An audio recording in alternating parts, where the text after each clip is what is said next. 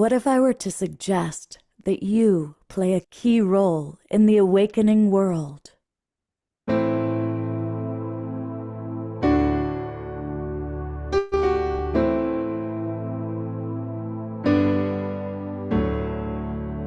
that you are watching this because you have heard the call.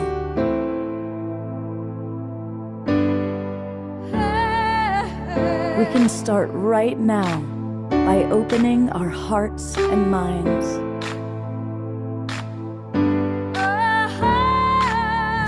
Welcome to the awakening world.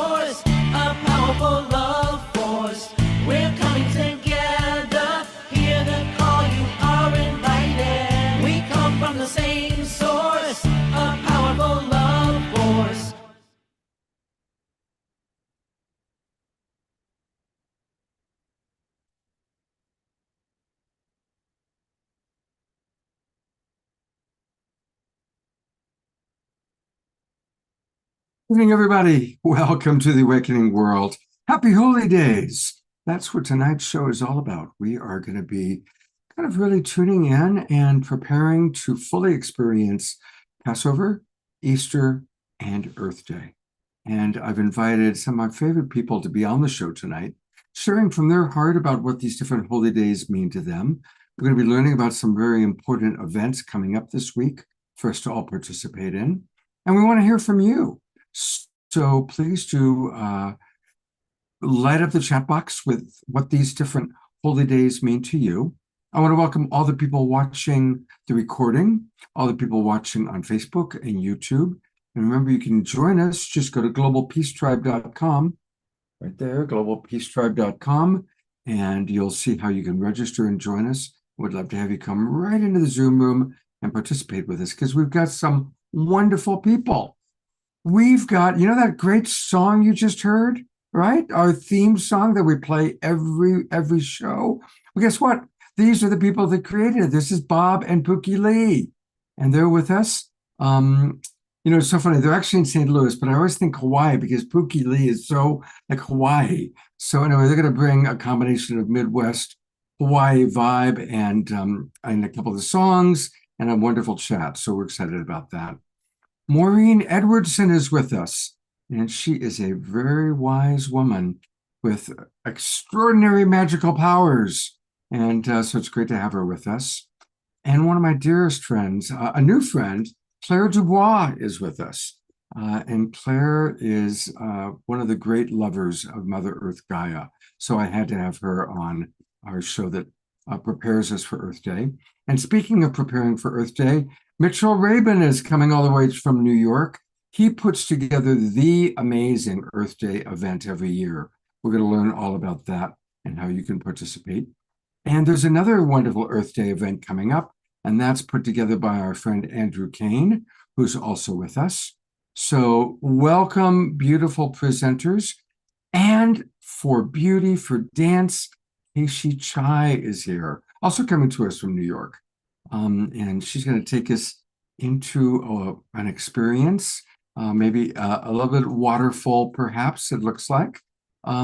So these are our presenters for tonight. And as always, we are going to start the show with some rockin' and some rollin' with our beloved house musical artist, my co-pilot, Obashar. Yes, that would be me. And namaste, everybody, and happy holy days. And of course, in the southern hemisphere, it's actually autumn. Here in the northern hemisphere, I think I've got the hemispheres right.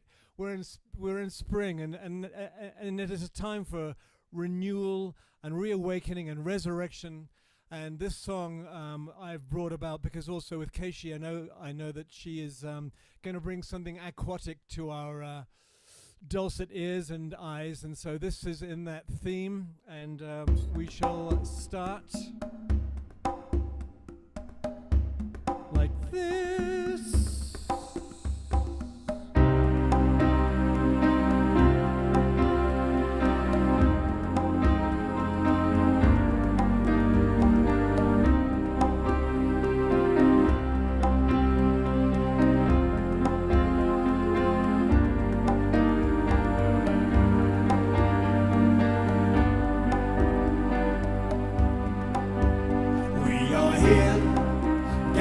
Together, holding hands, sisters and brothers, open hearts and open minds, raising our voices and singing these praises, Earth, my body, water, my blood, air, my breath, and fire, my spirit. Earth, my body, water, my blood, air, my breath, and fire, my spirit. Hey, yana, ho, yana, hey, yana, hey, yana, ho, yana, hey, hey, hey, yana, ho, yana, hey, yana, hey, yana, ho, yana, hey,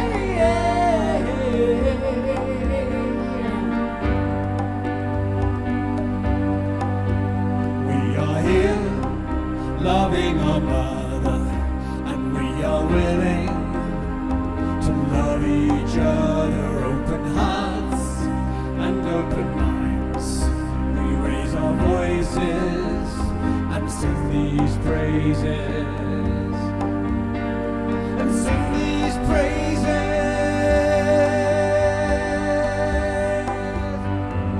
Earth, my body, water, my blood, air, my breath, and fire, my spirit. Earth, my body, water, my blood, air, my breath, and fire, my spirit. Hey, yana, ho, yana, hey, yana, hey, yana, ho, yana, hey, hey, hey, yana, ho, yana, hey, yana, hey, yana, ho, yana, hey, hey. We are here, gathered together, holding hands, my sisters and brothers, open hearts and open minds, raising our voices and singing these praises one more time, singing these praises.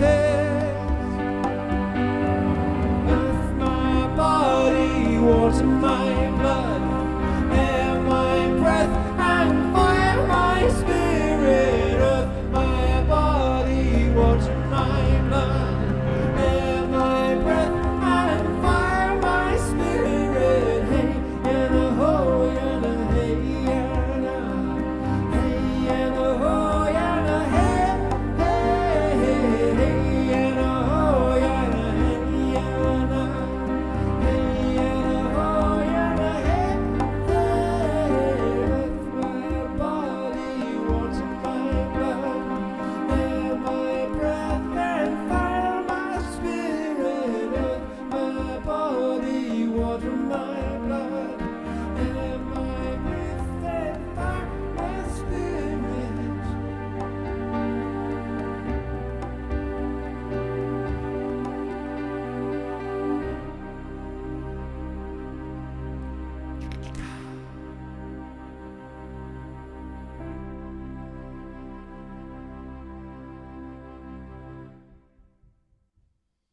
Let's give a big twinkle to our beloved Omashar. Thank you. You Yeah. always get us off to such an amazing start, my friend. Thank you, brother. And people are commenting that they appreciate the two people that you've brought to the awakening world tonight. I know. Just before, when we were in the green room, which is actually blue, we were talking about osmosis was missing. So we need Moses in the background up here somewhere. So Thank you. We're going to have two more songs from Overshore tonight. So thank you, brother. You know, if you go to the Global Peace Tribe website on YouTube, and the very first playlist that comes up is called Dynamic Segments. And it's where I've edited in with Connie's help, wonderful Connie, who's in the chat box or in the Zoom room with us, kind of segments that are especially powerful. And the very first one is a segment from Michael Beckwith, and I think the second one is Marianne Williamson. And the next one is Claire Dubois. And I met Claire through our mutual friend, Vineet Allen, on a previous Earth Day oriented show. And at the time, she was running Tree Sisters, which has planted an extraordinary number of trees. Just, I don't know the number, but it's absurdly, ridiculously amazing. And this woman for 12 years ran Tree Sisters and made a contribution to this planet that is just profound. Well, she, after 12 years, took a sabbatical from Tree Sisters and has been really kind of healing and tuning in. And she is now a neighbor because she lives in Nevada City, which is right next door to Grass Valley, which is where I now live. And so I'm getting a chance to get to know her on a personal level. She's an extraordinary woman. She's very mystical. She's very tapped in on many, many levels. And as you're about to hear, she can speak so eloquently because she's so connected to her own higher self, God self. So it is my pleasure to bring back to the Global Peace Tribe, Claire Dubois. Hello, Scott. Hello, everybody. How lovely to be here. You truly are one of the great lovers of the earth. You know, a lot of people say they love Mother Earth, and it's true in their own way, but your love, your passion, and the action you've taken has been so profound. What's alive for you, given the state of our world at this time, what's going on with climate change, a certain presidential administration? Thanks for bringing that up. Well, you don't have to go there. You don't have to go there. But how are you doing with all that? As much as you love our planet, how are you doing with it all? You know, bizarrely well. Truly bizarrely well. I'd never have thought I'd be doing this well. But it was 27 million trees, which sounds like a lot. You know, it sounds like a lot until you know that we are cutting down or losing between 14 and 40 million a day. So, like, I pretty much broke myself because it's extraordinary how hard it has been to help people understand that we are the earth, that we are the earth. People say, "Oh, I don't support the environment." And I'm like, "But you are the environment. Like you're made of the environment." But much as I absolutely passionately loved what I was doing and believed that it was my life's purpose, you know, I burnt myself out to a crisp. And, you know, my body took me out and I had to stop. And so I've had the privilege of being off work for a couple of years now and going very deep on the inside and connecting, like trying to pull myself out of the rat race and frankly, the insanity that activists get into with the extent of the destruction out there, which means there just must be more and more and more of us to pour out.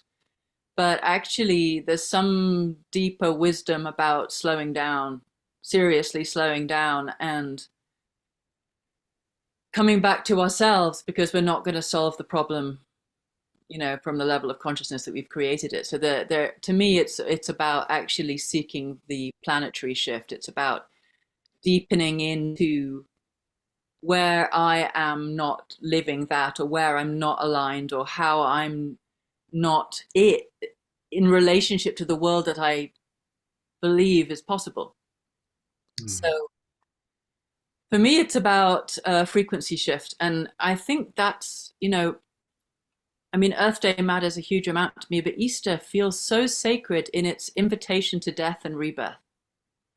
It feels so sacred in its, the story that is there is extraordinary and heart-rendering and so deeply about forgiveness and resurrection. And there's something about that deep forgiveness for ourselves that allows for a resurrection. And I'm really with that energy. And I was thinking about, what did I want to talk about, seeing as you've given me this privilege. I'm going to go off piste, but I'll come back on. So I grew up with a very psychic mother, and in my adolescence, we would do seances all the time. It wasn't what video shall we watch, it was which ancestor shall we talk to. And so I just got used to being with spirit and learning, talking to my ancestors and discovering how they were doing and watching them evolve on the other side and getting, advice from them. And then there was a point, probably around my late teens, where the ancestors stepped back and there were some really meaty guides came in. And it was a whole different experience talking to these beings. And one of them was called Erdar. And Erdar was the last guide that we used to talk to before James and I went off to university, and basically that it stopped being a norm. And Erdar was you could feel him. He filled the room, and he was a very strong guide of my mother's, but he would talk to James and I. So 3 years ago, probably about 6 weeks before my mother died, she was very, very ill, and she was incredibly depressed, and she wanted to go. Her body was giving up. And I turned around and I said, well, what about a seance? I just wanted to see if there was something that could perk her up. And she just came back. She just came back. She was like, oh, great idea. And suddenly her arms were working again and her hands were working again. And she was ordering us around, and we were laying the table and we were doing the do. And then we sat down, and I was just like, oh God, I wonder if this is going to work. And all of a sudden I felt that presence fill the room, and it was Erdar. And I was just like, I know who's here. And sure enough, in he comes. And the first thing he says is, where have you been for all this time? And the second thing he said was, your planet is in peril. And it was the first time, because it was it was 30 years ago since I spoke to him. And it was the first time I'd ever heard a guide come in and say something so just like, whoa, all my hair stood on end. And then he said, but it's not over yet, and there's a chance. And he went on to say, there's been many iterations for Earth, for this planet, and many times you haven't made it, but there's a really strong chance that you will this time. But there's something that I want to say to you that's incredibly important. And he said, don't lose the light. Do not lose the light. Your paradigm is very sticky. It's sticky, and it's designed to pull you off your path and into fear and into separation and into division and into hopelessness and into, paralysis. Do not let it. Stay with the light. And I did get thoroughly depressed about a month and a half ago with the insanity that's going on in this country, in California, in the United States, with the apparent chaos and with the apparent cruelty and with the apparent, environmental devastation that's going on. He's just opened up the biggest marine sanctuary for commercial fishing. He wants to pretty much, strip the forests. And I fell over. I couldn't get up for a day. I was just like, what's it all for if he's just going to destroy it all? And I woke up the next morning with an image in my head that I'm going to see if this shows. Tell me if you can see this. Vaguely, you can see it. Yes, we can. Wow. So, that's as close as I could get with AI trying to do my will. And, but I saw a shattered planet. I saw a shattered planet with light pouring through all the fractures. And there was a voice in my head saying, what are you going to focus on, the fractures or the light? What are you going to focus on, the fractures or the light? And it brought me back. It was just like, vroom. It was just like, oh, Erdar.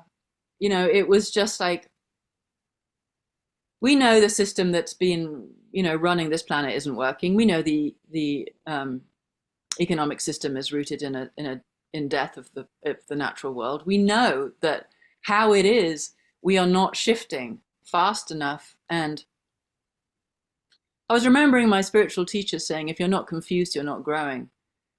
And I was thinking about how when a fixed structure gives way, there's a mutability that becomes possible that allows that energy that has been fixed to move, to flow, to become available for something else. And while we're so afraid of change, change only comes about when something gives way. And so that image, I looked at it and it was just like, yes, humanity is being like spirit. When I talk to spirit, they call Trump the wrecking ball. And they basically say he's here to smash the old systems into pieces so that something new can come through.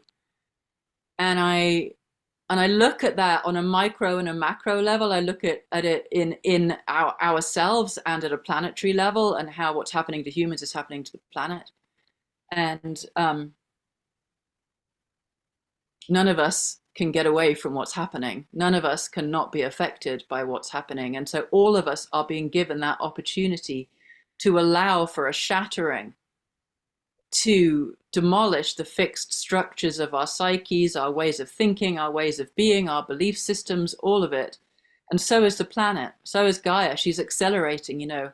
I think this energy of spring, this energy of Easter, this energy of hope and of newness and of freshness and of rebirth, to me, it's in the light that is emanating from the core of Gaia. It's emanating from the cosmos, but it's emanating from deep inside ourselves and deep inside the planet. And that light, to me, is the currency of love. And the currency of love is the thing that unites all of us, no matter how different we are, no matter how diverse or apparently opposed. The currency of love is what unites us. And so I think what I really wanted to say was, there is a colossal death going on, and there is a colossal rebirth going on. And if we focus on what's fracturing, and if we focus on what's dying, it can take us down. It can be completely demoralizing.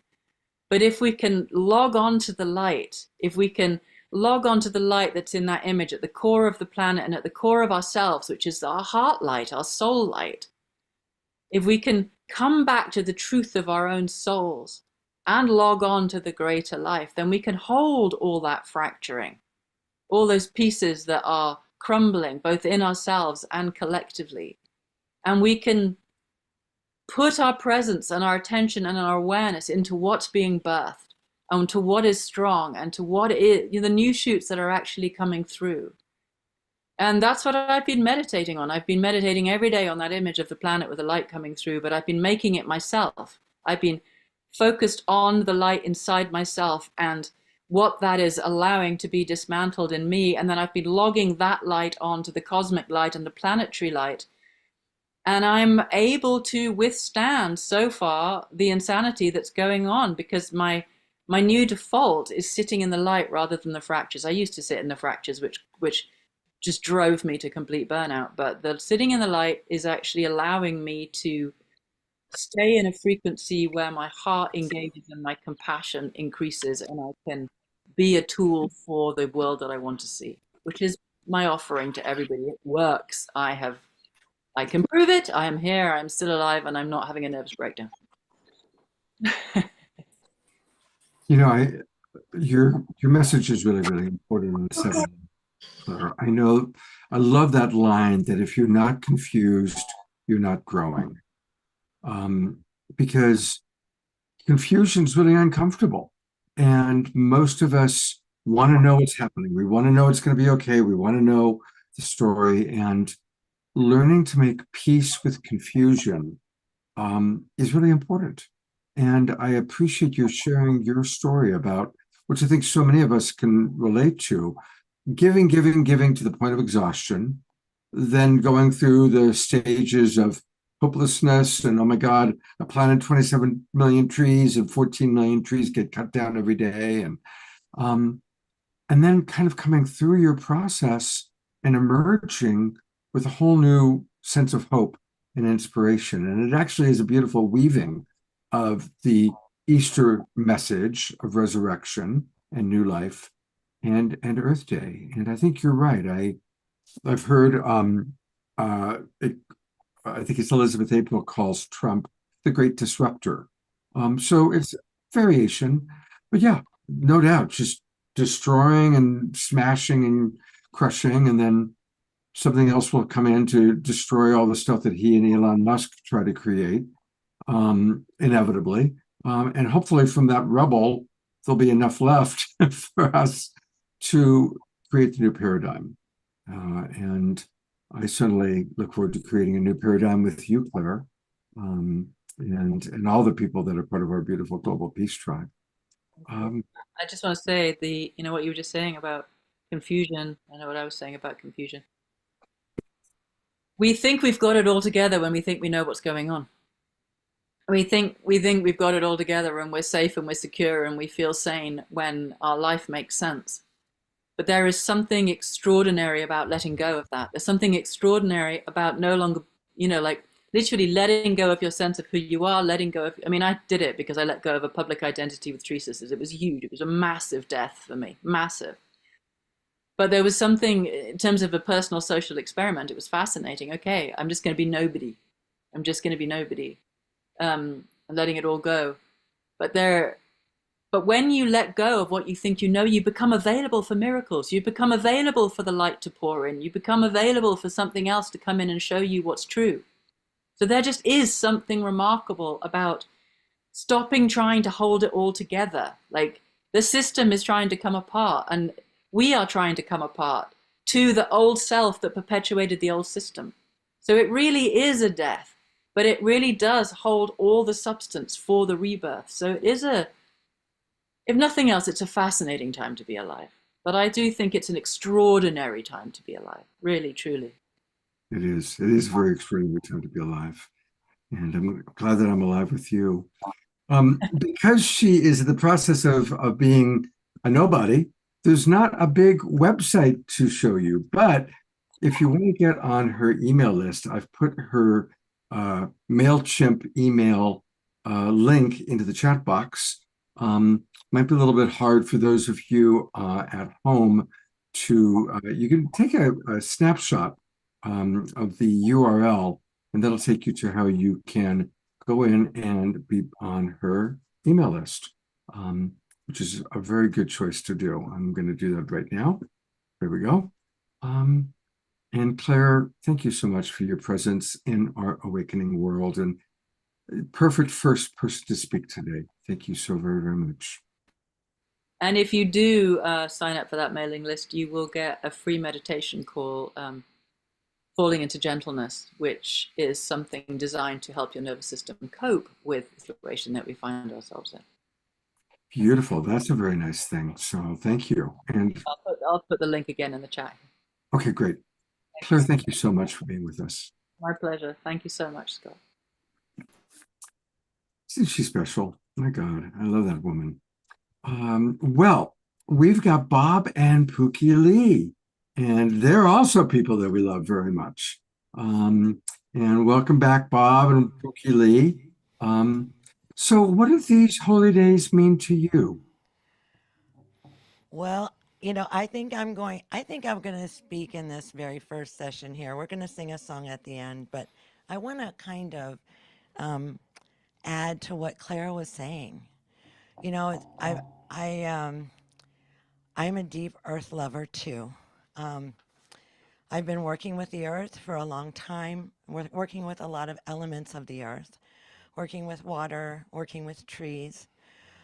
And it's such a powerful thing. Right now, yes, our mother is really receiving a lot of disruption, a lot is happening on her surface. There's a lot that's going on. There's a lot that's happening in the animal kingdom.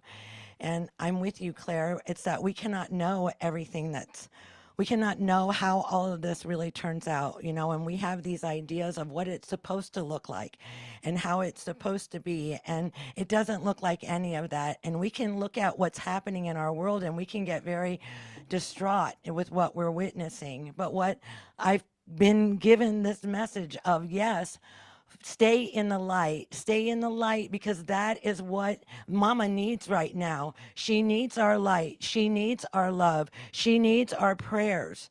And it's so important that we focus on love, and that we do not get caught in the snare of anger. I see so many beautiful people that I love so much. And yes, there is a righteous anger that we need to carry deep within our soul. And yet we still need to be the ones who are speaking to the light, that are speaking to the love.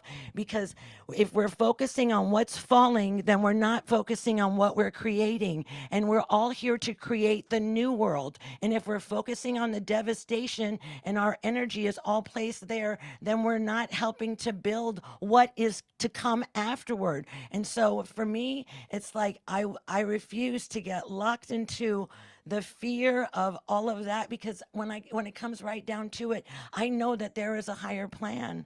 I know that God's got this. I know that yes, Claire, you're right. This is the time when we can actually do this. But the way that we're going to do it is by focusing on love, focusing on virtue, focusing on peace, focusing on compassion, calling in the healing energies, right? And disrupting the field. We have to disrupt the field with our frequency. And we do that by being loving beings that walk this earth, radiating love everywhere that we go. We disrupt the field.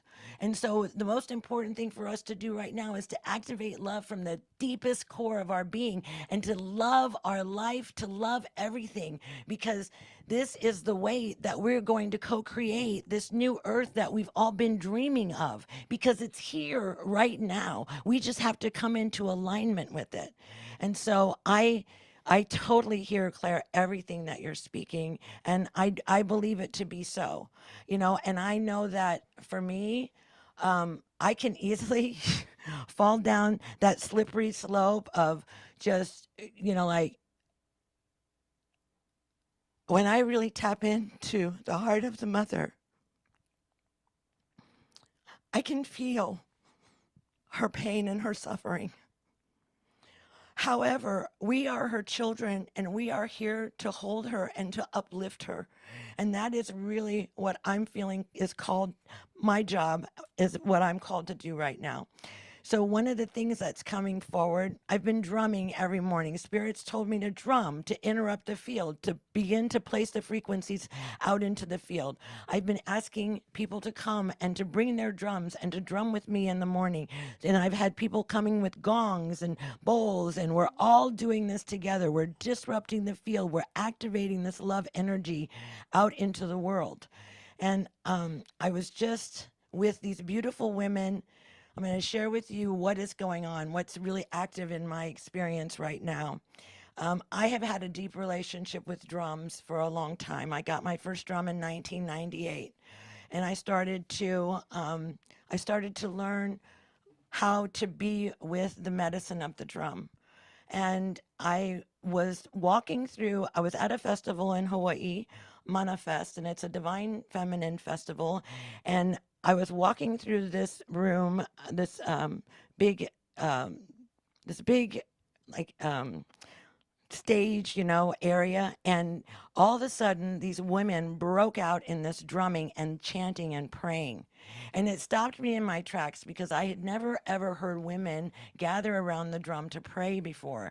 And it moved me in such a way that it activated something within me. So I immediately came home, and I felt like, oh my goodness, I need to activate the medicine of the drum into my community more. So I started to call women to the drum, and I started to teach them how to be in divine relationship with the drum, right? Because the drum is a sacred being. It's a sentient. It's not just this tool that we have. This is a living. This is a living being. This has medicine to pour. I do not own a drum. I am a steward of this drum, of the medicine of this drum. And this drum brings healing. The frequencies and vibrations of this drum bring healing. And so I began to teach women how to be in relationship with the drum, how to honor the drum, how to understand that they are not the ones that are healing, that the medicine of the drum is what's healing, and that they are stewards, that they have just been given the guardianship of this sacred medicine. And so I began to teach women about this, about drumming. And I never really, spirit works in beautiful, magnificent, miraculous ways.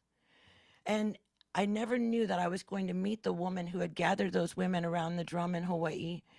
But on my second trip back there, I actually met Sewa Valencia. And Sewa is the founder of the Sisters of the One Drum. And she has a non-for-profit organization that operates out of Southern California. And so when I met her, I told her, oh my gosh, you have no idea what you've done for me. You have activated this desire for me to share the medicine of the drum with the women. And I believe that it's time for the women to gather around the drum to pray for Mother Earth, because I know that these frequencies are healing. I know that when we drum to the earth and when we drum to the water and we drum to the trees, we are bringing healing to the land. We are bringing healing to the earth and to all beings everywhere. And so I told her, I said, you have activated something within me. I've started teaching women about the drum medicine, and she invited me to come and to drum with her. So now we have started this beautiful offering, because I think it's so important right now that women come back to the drum. That there was a time when the women were drummers, and that we held the sacred medicine of the drum. And now is the time for us to gather around the drum so that we can activate this healing together as women all over the world. And so Sewa Valencia, Susan Stanton, grandmother Susan, who leads Grandmother's Circle of the Earth, and myself, we had come together and we're just listening to Spirit. We're asking, what is it that we can bring to this moment? What is it, the offering that can be given? So the beautiful thing is we are going to start an opportunity for women to come and to learn the medicine songs, because that's what we feel really needs to happen first. So we're calling it Heart of the Drum, Voices of the Women. And this is a place where we're going to gather on Zoom. And every month, the first Thursday of the month, we are going to have sacred song keepers from different parts of the world come and gather, from New Zealand, from Japan, from Mexico, from all four corners of the earth, to come and share their medicine songs with us so that we can drum together and we can start to create communities of women that are holding circles where women can drum. So it was just crazy that we were going to be here tonight. We had just talked about all of this Tuesday night on our call. And I was like scurrying really quickly to try to get something together so that we could present this evening, because this is all coming forth right now in this moment. So this afternoon at about 4:00, I created a Facebook event, and you can go there and find it, Heart of the Drum, Voices of the Women. And you can find out more about what we're doing, and about Seba Valencia, and about Grandmother Susan. And we're going to have our first sacred song keeper is going to be Sewa, and she's going to offer 4 songs, and we'll record the sessions so that you can learn the songs and share the songs with women in your circles. And so I'm so excited about all of that, because I think that this is a way that we can disrupt the field. This is a way that we can bring the energies of the earth back. This is a way that we can bless our Mother Earth in just deep reverence. And I had this opportunity where I went to Serpent Mound, and I was opening for our beginning of Sunday morning, and usually the men would gather around the drum to open up the ceremony. And I asked for the women to come and sit around the drum. And they came, and they were kind of a little nervous, and they weren't accustomed to being around the drum. And so when they came, they sang, and they prayed with the drum, and the tears began to flow. And it was like they were having this deep remembering of who they are and what their connection is to the Divine Mother. and what their connection is to the earth. And so I feel like this is such a powerful moment for all of us. And I think that it's important that we find the frequencies within ourselves, whether it's our voice or a drum or whatever it is, find those frequencies that we can ignite, activate into the world to bring healing and to bring compassion and to interfere with these frequencies that are causing harm. Need to play You the know? song. We're running out of Oh, time. all right. Mhm. So Do you want him to Does play it- that clip? Yeah, which I've got, so I'm on Facebook trying to find your page, so we need to get that link. And which of the clips do you want to show? The women show in the one with the blue. Show the one with Sewa. this one. Yes, this is Sewa Valencia right there as she's leading. And yeah, this is powerful.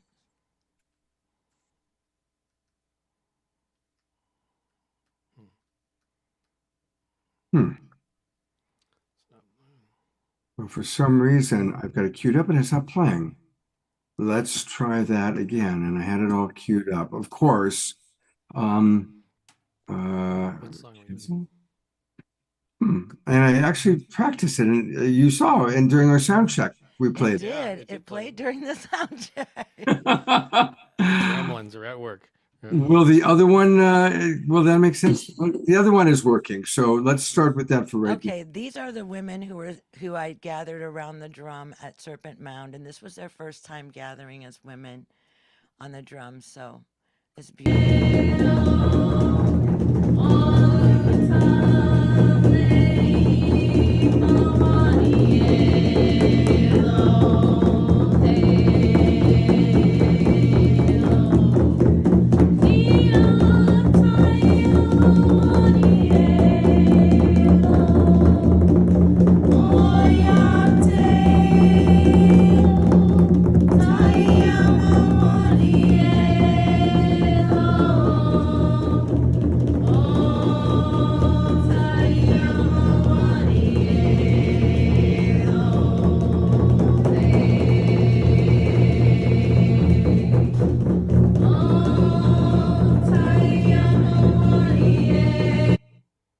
Oops.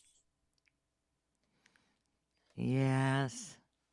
We're having a little technical things, and I do That's all apologize. perfect. Yeah. So that was a There are powerful questions moment. coming in. People really want to know how they can participate. They wanted to know, is it on Facebook only, or will it be a Zoom gathering? It will be a Zoom gathering. And so I created the event so you could find out more about it. I was just trying to get something so that people could have an idea of what it is that we're creating. So the Facebook event is Heart of the Maybe Drum. we could find it and put it in the chat one after this. Heart of the Drum. Here, I'm coming into Heart of the Drum. Heart of the Drum, Voices of the Women. It's an event that I created today. Here, I'm trying to find it.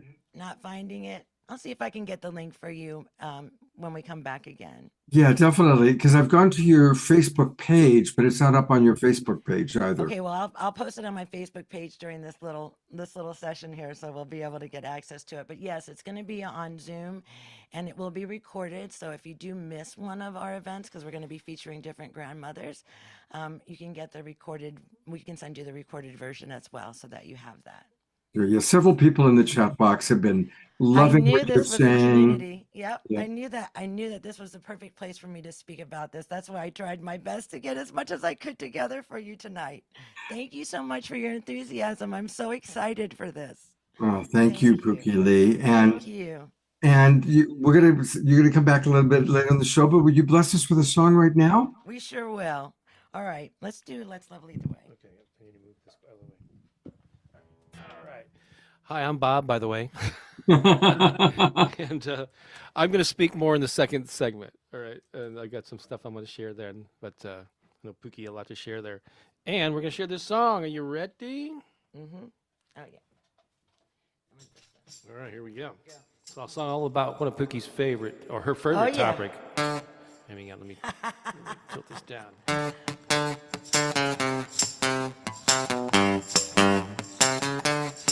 Oh, yeah.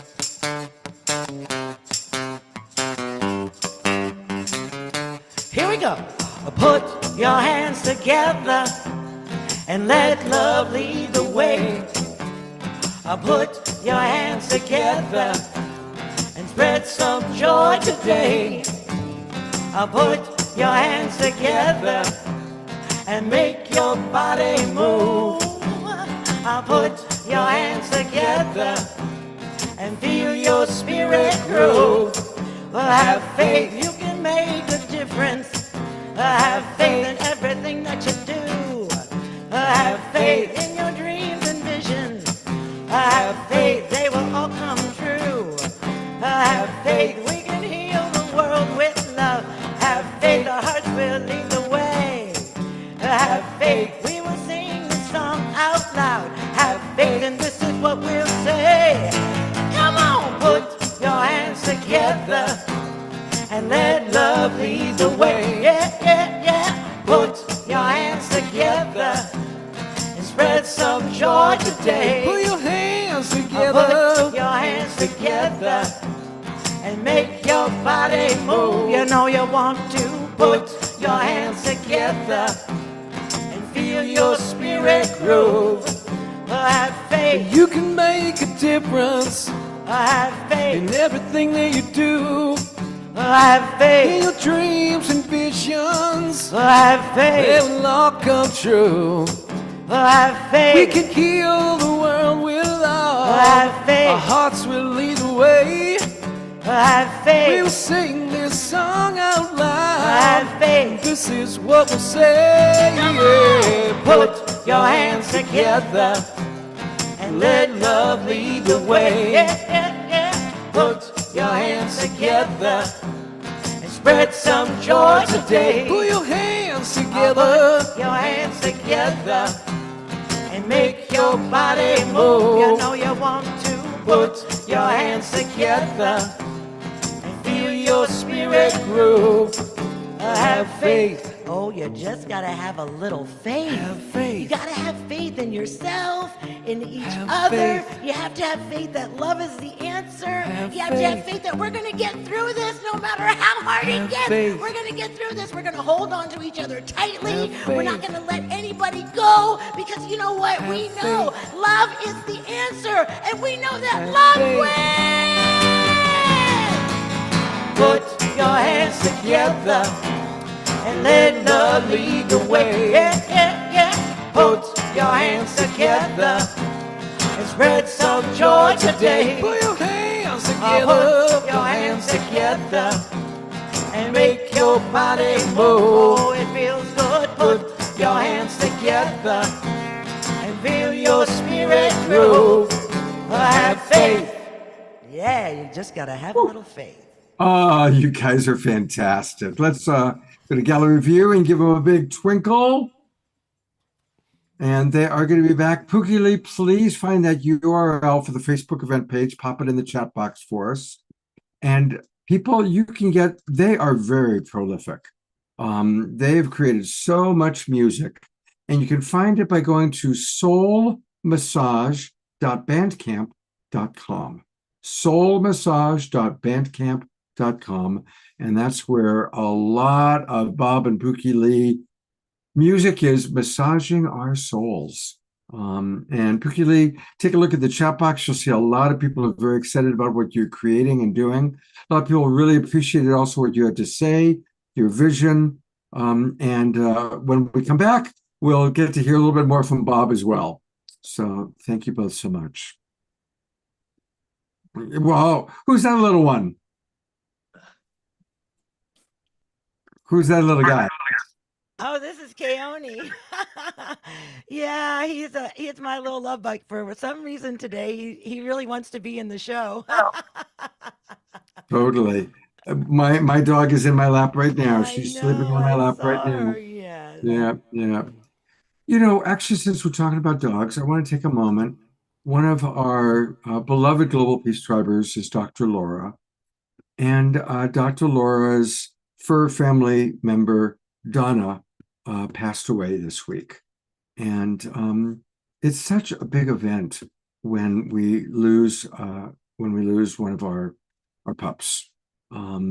And so here is a picture of Donna, and just sending maximum grace to Donna on her journey. And I'm sure her etheric body is right next to you right now, Dr. Laura. Her little astral body is still with you, I'm sure. And just appreciating Donna and the many, many years of love and friendship she provided to Dr. Laura, and sending lots of love to Dr. Laura as well. All right. Maureen Edwardson, I kind of, when I create these shows, I kind of tune in. What's the theme? What's the topic? And Maureen Edwardson just came blasting into my consciousness when I was putting together a show on the holy days. And honestly, I don't logically know why. I mean, I know that she's amazing. I know that she's an incredible person. I know that whenever she's been on the show before, we've really enjoyed her. So there's some magical, wonderful reason that you're with us tonight, Maureen.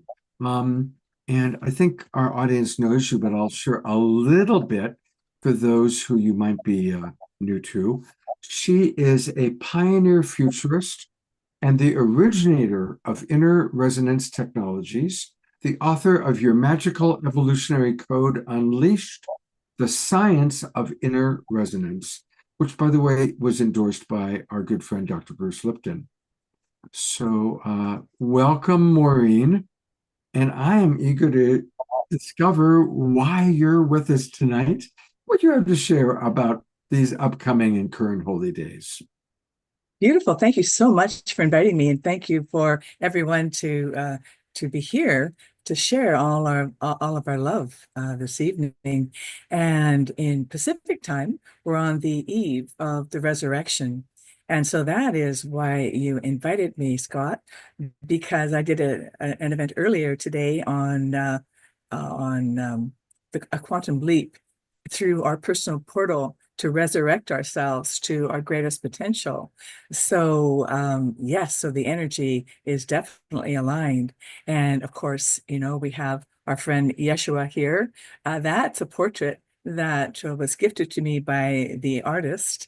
And I met her in Kauai with the group that I was part of there, spiritual group, The Way of the Heart, which is a family of Yeshua and Mary Magdalene and Mother Mary and all the family, which apparently I'm anciently part of. So it's a very significant time for me and for all of the world. And it also signifies a lot of global grief that we want to come into that next level of freedom with.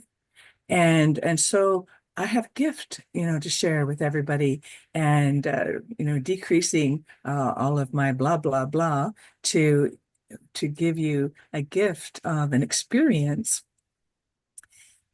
Yes, Ayata, thank you. Yes, I had a miracle of my own last year in Ibiza where I'd had a heart attack, and then it was miraculously healed through love and through healing prayers. And in the ICU with the IRT, inner resonance technologies, combined into a perfect, beautiful total healing of my heart. I got kicked out of the hospital a week too soon, or no, on their schedule. It was perfectly time for me. So we all have miraculous capacities. So that's what I'd like to facilitate you in activating and catalyzing that part of you that is your miraculous self.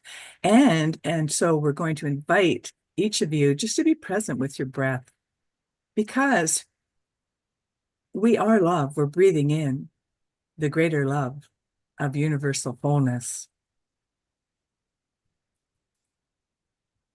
And that love is source energy, whatever name we put on our version of God and that greater good, that God consciousness. And so breathing in and remembering that we are part of and one with that infinite source. We're children of Creator. We are infinite in nature. And so just as we remember this, we get to personally invite whatever we believe is there spiritually for us, and keeping it simple. Just keeping it simple.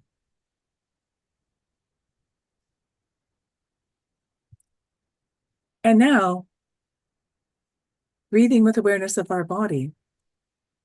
And our bodies are not the dense sluggards that we've been taught, that is the last to get it. We're breathing infinite source energy of spirit into a quantum supercomputer, which is instantly responding and giving us feedback in every second, every microsecond. The body is like a radio that's receiving all the information from the field and knows how to shift and clear, knows what's in our way, knows what our greatest self truly is, and knows how to work with infinite spirit to shift and clear all the muck of the meltdown.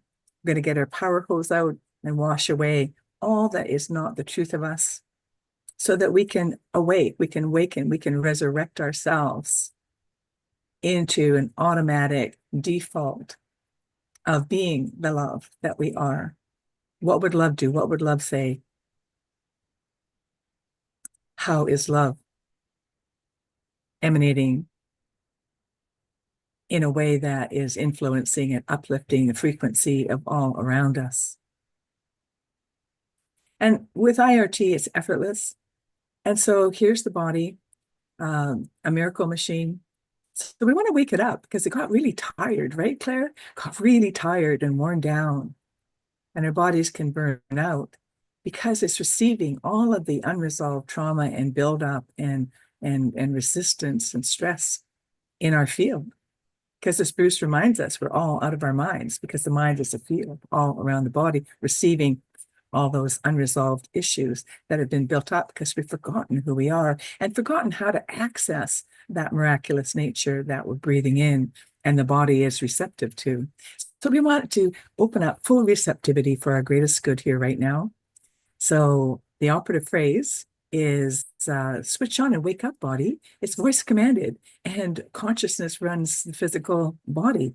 So we have agency. We are in command of our personal universe. Big, big surprise. And so I'm going to count to 3 and invite everybody in your own Zoom room to boldly or quietly, in whatever way is appropriate for you, to say those words. Switch on and wake up, body. Okay, 1, 2, 3. Switch on and wake up, body. Nice, beautiful choir. And so we've plugged into our greater source. We have activated full receptivity of our miraculous quantum supercomputer called the body, our communication device. And now we're at the keyboard. We actually get to choose. So it's really, we can also use the metaphor of Michelangelo, who, when asked, how did he create that magnificent sculpture of David, even though he had done some amazing work, that was just really his crowning glory. And of course, as you all know here, I'm sure, Michelangelo just said, wow, he was already in the marble. All I did was chip away everything that was not David. And so he was automatically revealed with his magnificence of just shining and that magnificent inspiration and beauty into the world, just lifts everybody's frequencies in awe of that even being possible and having the presence just inspire people to the max, maximum inspiration, maximum grace. And so that's what we're calling on now. Our inner Michelangelo that knows exactly, that holds the vision of the truth of our magnificent selves, and that knows exactly how to chip away everything that's not the truth of us. So now we're allowing all aspects of who we are, all of what's been limiting us, weighing us down, because there's so much happening in the world, and those of us that are more empathic really feel it. And guess what? There's no need to be weighed down by it anymore. Because when we create our highest frequency and let go of our personal resistance and stress and static, then we automatically entrain everyone else up around us. That is the definition of resonance in physics, that the higher, more coherent frequency actually entrains up. So our job is to clear ourselves and be the love. And then automatically, whoop, there we go. And when we clear all the wiggles in here that are in the reactive, depressive state, and just allow that to melt and dissolve away by our Michelangelo, our inner Michelangelo self, then we're just pure love. And then we get to be more untouchable and operate on a default of love. I love that. And so now we're clearing all aspects of how all of the lower frequencies and all our buildup of stress and trauma and pain has been weighing us down, holding us back physically, emotionally, mentally, spiritually, financially, relationships of every kind, because everything's connected. Right, Scott? Relationships are the key to all, because everything's connected, especially that relationship with us and our greater self and the source of all that is infinite in nature, in our nature. And so we're also choosing to include all levels of memory. And for the sake of time here, we're going to condense those levels of memory. And that would be our whole life, going all the way back, every microsecond of our life, back to when we popped into the world, big smile on our face, most of us. And then all that time we spent in utero getting imprinted with all of the history of our parents, back to conception, father's input, and then all of the ancestral memory. And then all the soul memory, past, present, concurrent parallel realities, future, all collapse into this precious moment, which is the only reality that we have access to, clearing to presence, the power of now. And beyond that, the collective memory, because we're breathing in holographic particles of the whole history of creation in every breath. Wow, physically, we're one with each other just by breathing. So we get to clear the whole history of the planet simultaneously, because all of that information is in our field at that quantum superconscious level, and it's therefore available with the same frequency, the same chemistry, and it can be all addressed simultaneously. That's why this is a fast track, not a bypass. It's a fast track to clear what is no longer relevant or necessary, so that we can be perfectly present with what is ours to feel and to experience full on, without the filters. And so collective memory, galactic memory, we know there's a lot going on and people waking up to their galactic and intergalactic brotherhood right now. So any history there is also getting addressed. And ultimately into that greater cosmic whole field of love. Everything is love, where we're all part and one with each other. So now we're allowing all of our multidimensional selves to be concurrently, coherently realigned with the next level of your greatest potential self here now, your greatest being of love that solves and melts and dissolves all that is not love. And so allowing that next level of who you are to be automatically freed up to shine and feel healthy and strong, be abundant, be passionately in service by being the light and the love that you are and being inspired from that place. And so then we get to allow, are you choosing to allow all of this to unfold in the safest and most appropriate ways for you and all concerned at all times? A hint, the answer is yes. Are you choosing greater ease and gentleness beyond the programming and conditioning of struggle? Heck yeah. Are you also opening to effortless grace for instant and permanent shift in that quantum superconscious realm beyond time? Yes. For what's ready at this time? That's an operative phrase. Nothing happens. This is you making agreements with your greater self. And so then we're choosing to allow acceptance and trust in that principle of pronoia, Trust, as Connie and Andrew would say, in the conscious loving universe that always has your back and is actively conspiring in our favor. Isn't that amazing? If we really, really knew that, we could sink more deeply into the trust of allowing everything to unfold in its own time and way. And after this short um, um, experience, you'll have a tool to activate that and keep you present and keep you clearing exponentially on a daily basis. Very cool. And so now we're choosing also to allow that part of you that is so open to something different being possible in a different way than what we've ever known as possible. Allow that part of you to be in charge, and allow the part of you that knows, that is ready, pardon me, the part of you that's really ready to be free of the old so that we can claim presence and create the new, individually and especially collectively, the new earth that we're all here to be part of in this great shift of the ages, and keep feeding, our greater frequency, as Connie would say, into the field. What are we feeding the field? So be able to be our maximized, graceful selves, full of love, and be that presence that just neutralizes and lifts up everything and everyone around us. And so, one more question. And are you choosing to allow the part of you that knows how the heck to go do all that, the permission to go play in your field, your higher Michelangelo self, and your quantum superconscious self that has that perfect knowing of who you are and knowing what's ready to be shifted and cleared, that no longer needs to hold you back or weigh you down, or it's no longer relevant? No, we know no useful positive purpose. So allowing that part of you to be in charge, to go play in your field. And while that's happening in the background, automatically beyond your conscious mind, if it happened through your conscious mind, hey, we'd all be enlightened by now, right? Consciously enlightened, living love in 100% purity.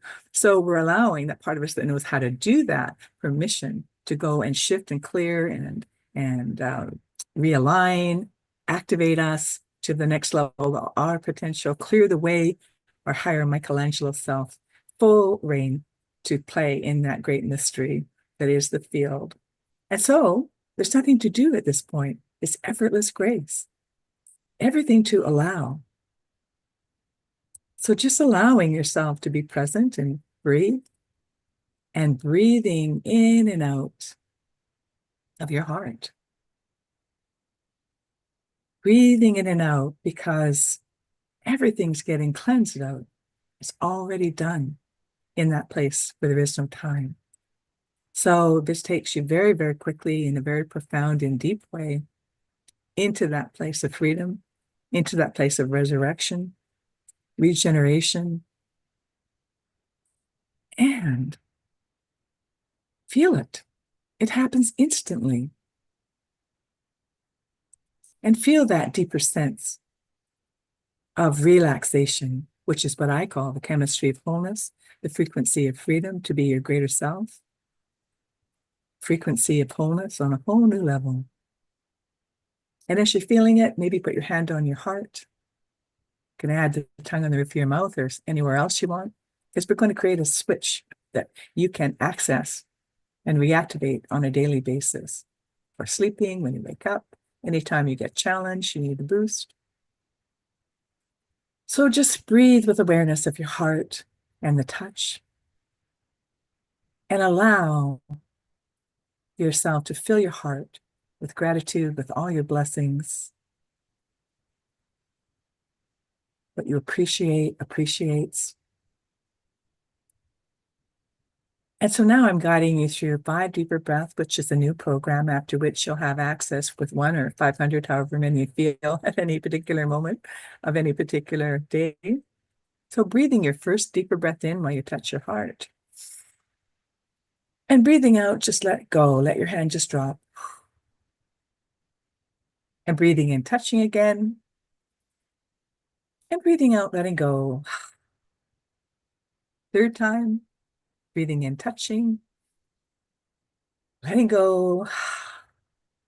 4th time, breathing in and touching. Breathing out, letting go. Last one. 5 is the number of paradigm shifting. That's the number of love, of effortless grace. Breathing in, touching, and breathing out, just relax and allow. Before bedtime, when you wake up, 1 or 5 or however many you feel like, nothing to think about, nothing to do. Everything's embedded in that end result chemical signature of wholeness and that frequency of your greater self that is being revealed exponentially now every day. Every time that you do this, it's a full-scale super duper defrag antiviral program for your entire matrix. How cool is that? So watch for all the positive blessings to drop into your life. Beautiful. Thank you so much, Maureen. I want to read a couple of the comments that have come in for you, towards you.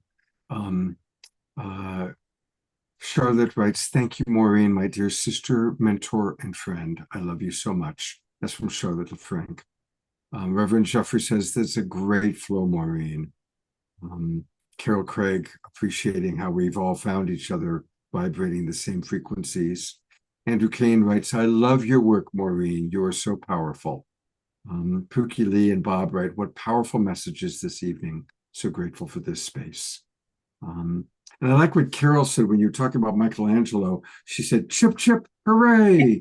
I love that too. Exactly. And by the way, anytime everything, comes into your life that is a hooray, or you hear a beautiful song by Pookie and Bob, it's just so uplifting, and Omashar, just put your hand on your heart and take a breath, because you're adding in to that positive frequency all the time and building on the strength of what you have access to. And love is limitless and light is, infinite. So it's beautiful. So thank you so much for allowing. Thank you, Maureen. Perfect. And by the way, you can find Maureen at her website, which is her name, Maureen Edwardson, Maureen Edwardson.com. And that's where you can learn all about inner resonance technologies. See that section right there, are you revolutionary, evolutionary? I have a tooth and gum regeneration program starting in September. If you click on that, you get to be on the list. And yes, we can regrow teeth, we can regrow organs. That's the next level. I could use that. So boy, where do we sign up for this? Just go to the contact form on my website, or click on that link of that portal there. There we go. Yeah, there too. Yeah. And also you can click for more information where it said, are you a revolutionary evolutionary or an evolutionary revolutionary? I can't remember which. And that way you can then find out more information and then click on contact to add your name to the list. Yeah. Okay, great. Fantastic. Maureen, thank you so much. Thank you. Thank you. I want to riff for a moment on what Maureen shared with us, because tomorrow, being Easter Sunday, even if you aren't currently practicing in the Christian tradition, there are going to be billions of people in prayer and holding the space and tuning into what the resurrection meant to them. It's a powerful global moment that so many people are tuning in. And you don't need to Christian or follow any dogma to just tap into that spirit of resurrection, that spirit of new life. And so much of what Maureen was talking about is really a beautiful way for us to frame that. So let's really use Easter Sunday to allow ourselves to open up and for, like she said, our higher self to chip away at those parts of ourself that we no longer need, those scratchy sweaters we've been wearing. Let's take off the scratchy sweater. We'll be a little bit more naked. We'll be a little bit more vulnerable, but also we'll be closer to who we truly are and who each With our touch breath, we'll be safe. With our touch breath, we'll be safe. So we do our touch breath before and after all of that, so that we can align and harmonize with everything that's happening as a gift. Beautiful. Thank you. Thank you. Thank you, Maureen. That's right. So, a lot of wonderful comments still coming in, Maureen. Like Ayada just wrote, Maureen, thank you so much for joining us tonight. I just love what you shared. and also how radiant you look. Blessings to you. Scotty Satori is going to take a double. Andrew, in kind of a powerful heart healing resonance, we've healed ourselves and the Trustmobile with IRT. And we're going to be, by the way, learning all about Connie and Andrew's trust frequency next Wednesday night. It's going to be one of the major parts of our show on Wednesday. So speaking of our shows, I want to remind everybody that are watching on Facebook and YouTube, come join us. Come join the Global Peace Tribe. We do a show every Wednesday night and every Saturday night. Absolutely. And then often we do extra shows, like last Sunday, we had a special show with Kristen Hoffman and Swami Beyondananda. And to join us is easy. Just go to globalpeacetribe.com. Globalpeacetribe.com. You can learn all about us, about our upcoming shows. Click register for the new season. That'll take you to our registration page. And join us. And it's easy. You can come in at all sorts of levels. Whoops, that's not supposed to be doing that. So I'm going to have to talk to my webmaster. I'll make sure it gets fixed. So definitely come and join us. And you're important to us. Each and every one of you who are listening. And it's a beautiful, beautiful tribe of people that come together. And we want you to be part of that. I also want to remind people that we have a YouTube channel, and there's a lot of always wonderful things happening at the YouTube channel. That's also where you can go to catch previous shows, the playlists like I talked about. And you can take a look. There's Claire Dubois that I was talking about, and a lot of the different things. There's Peishi Chai dancing with Kristen Hoffman, which is actually a great segue to what's going to happen next. Keishi Chai is with us, and Keishi is also somebody, again, when I was tuning into people that really love the earth, I immediately thought of Keishi. She's done several dances over the years. She's been with us going all the way back to the Saturday Night Alive for the Global Peace Tribe days, and her love of Mother Earth and the way she infuses her dance into her love of the earth always inspires us. And so, with no further ado, here is our friend Keishi Chai. Welcome, Keishi. Hello, hello. It is so uplifting to be here. Thank you so much, Scott, for inviting me. Full disclosure, I have COVID right now, and I found out on Tuesday night that I had it, and Scott reached out Wednesday morning. And I was actually supposed to perform in real life at Union Square in New York City on Thursday. And I was upset that I wasn't going to do that. And then when Scott reached out and said, hey, do you want to be part of something for Gaia, for Earth? My heart just said, yes, I get to be part of something, even though I have COVID. So while I'm quarantining and recovering, I'm so grateful to be here. That Scott, you're still running this online show, and yeah, it was such a staple that carried us through the pandemic, and so wonderful to hear from Claire and Maureen. Of course, Pookie and Bob, I met the two of them 2 years ago, and that was fantastic to celebrate their wedding with them. And Kristen Hoffman, you mentioned our dear friend Kristen. She's a living angel. And I will be sharing some movements that can accompany her song Mani Padme Hum. Before we go into that, I just wanted to speak a little bit to what Claire was saying earlier about letting go of an old identity. I find that slowing down with sickness, with COVID, has actually been a huge blessing. I've been receiving so many downloads just the last couple of days because my life is so much simpler. I basically just hang out at home. Like, I don't have to go meet my friends or go out and see the show or be in the show in real life. And so much wisdom is already inside of us. And and Maureen was talking about Michelangelo and David. Last December, quite unexpectedly, I ended up stranded in Vegas. That's another story, but I stayed at Caesar's Palace, and I was hoping to run across David because there is a life-size replica of the statue David at Caesar's Palace. And I just stumbled across this statue. He is so beautiful. And so I was so thrilled to see him in real life. And so when you were talking about stepping into each of our higher Michelangelo, David, I could see him very clearly in my mind. And this idea of effortless grace and realigning and softening and letting go.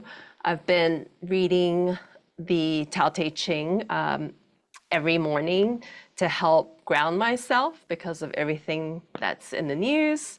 And verse 43 is about living softly. It's about stepping into the flow of water and noticing how it can be our teacher, how this soft element, this living being, carves through rock, and how it thinks nothing of settling down to the lowest parts of the world and living humbly, because we need more of that. And so much of us were conditioned to try and get bigger and try and get ahead and la la la, and this idea of being humble, like how can you let go of your ego? It seems so counterintuitive. And for me personally, I am moving between identities. I'm shedding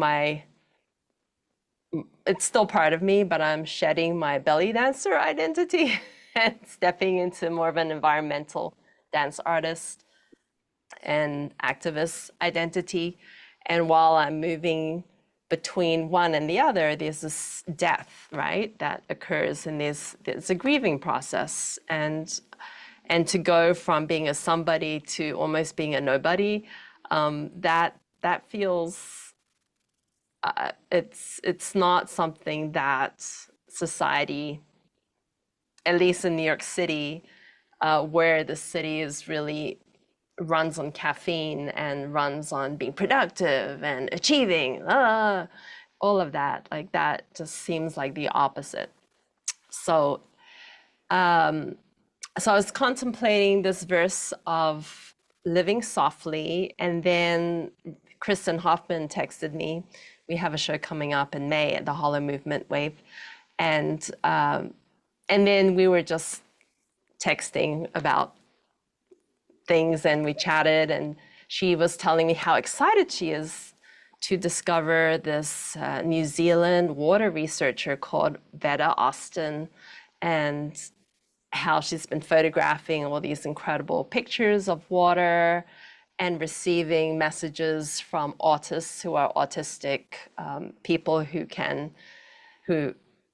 use telepathy to connect with higher consciousness and with each other around the world, and how she's been asking them to look at the images of the water for downloads, for insight, and how they talked about water being love. And Maureen was talking about how breath is love, and we are 70% water, and our planet is 70% water. And so how can we be more like water? How can we be more like love? And I thought we could listen to Kristen Hoffman's Om Mani Padme Hum, which is a beautiful, beautiful song about finding the ocean in yourself. And Om Mani Padme Hum is a sacred mantra in Tibetan Buddhism. Om is the primordial sound of the universe. Mani means the jewel resting in the heart center.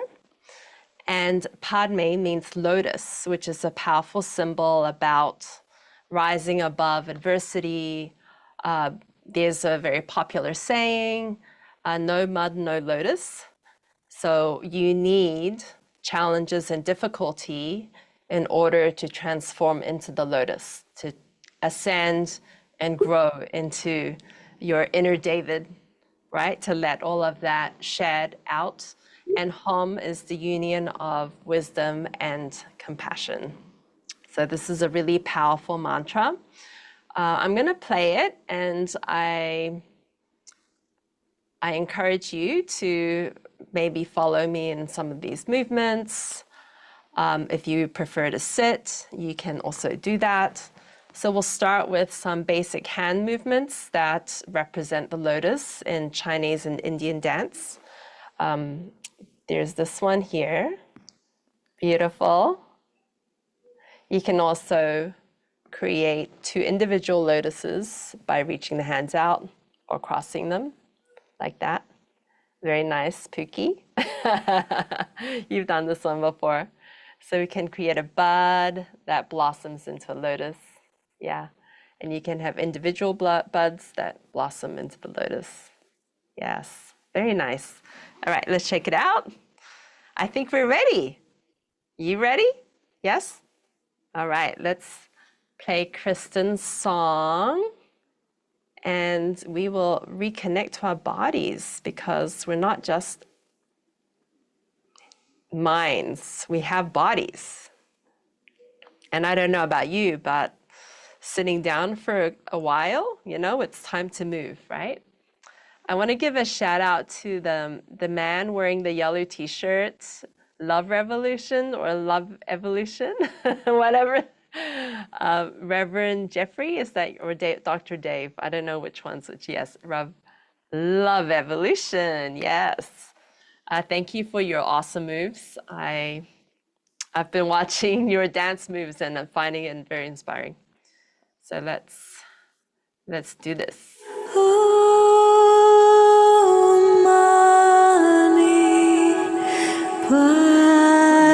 Yeah, let's start from the top here.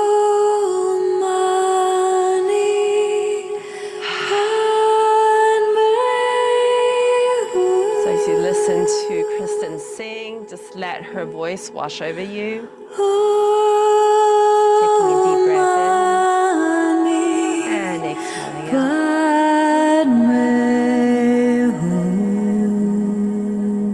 Maybe standing up on your feet.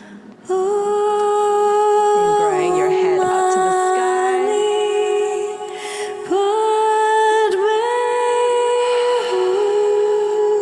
Maybe letting your arms grow up. And exhale.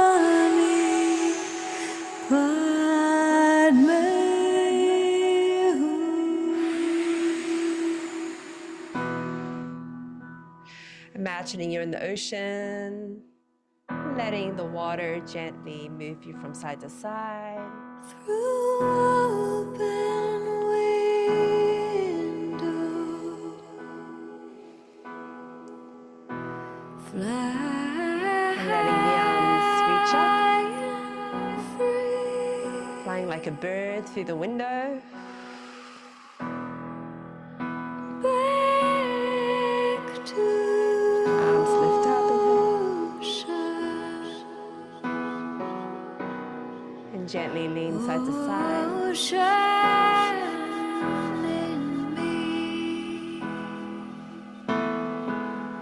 And moving the arms in front. Moving with the current. Deepest peace.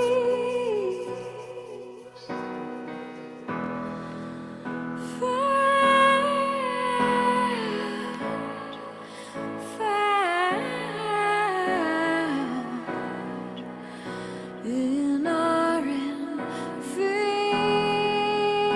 your head into lotus.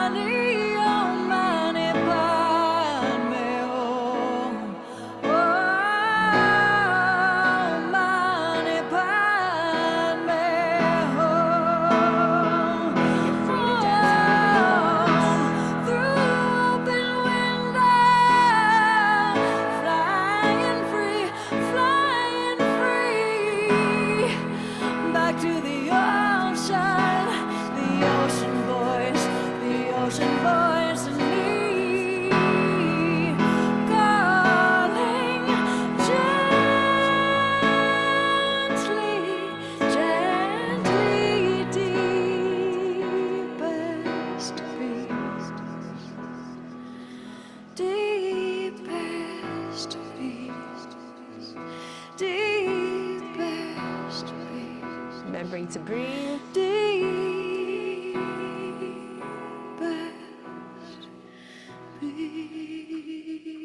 peace found in all infinity.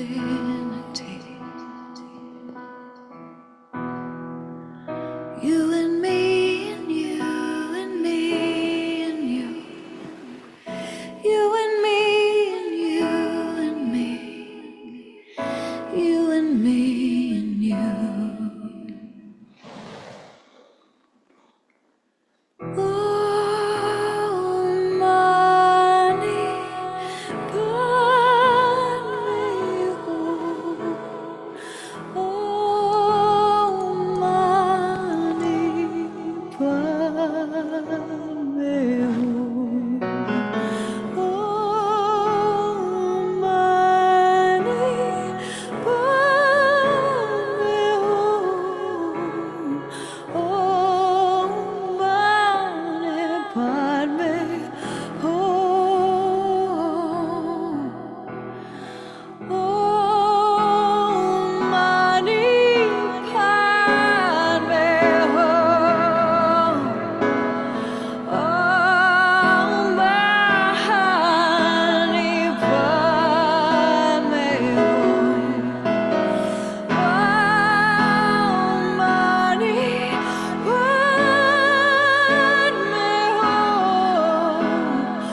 Oh, money, padme hum.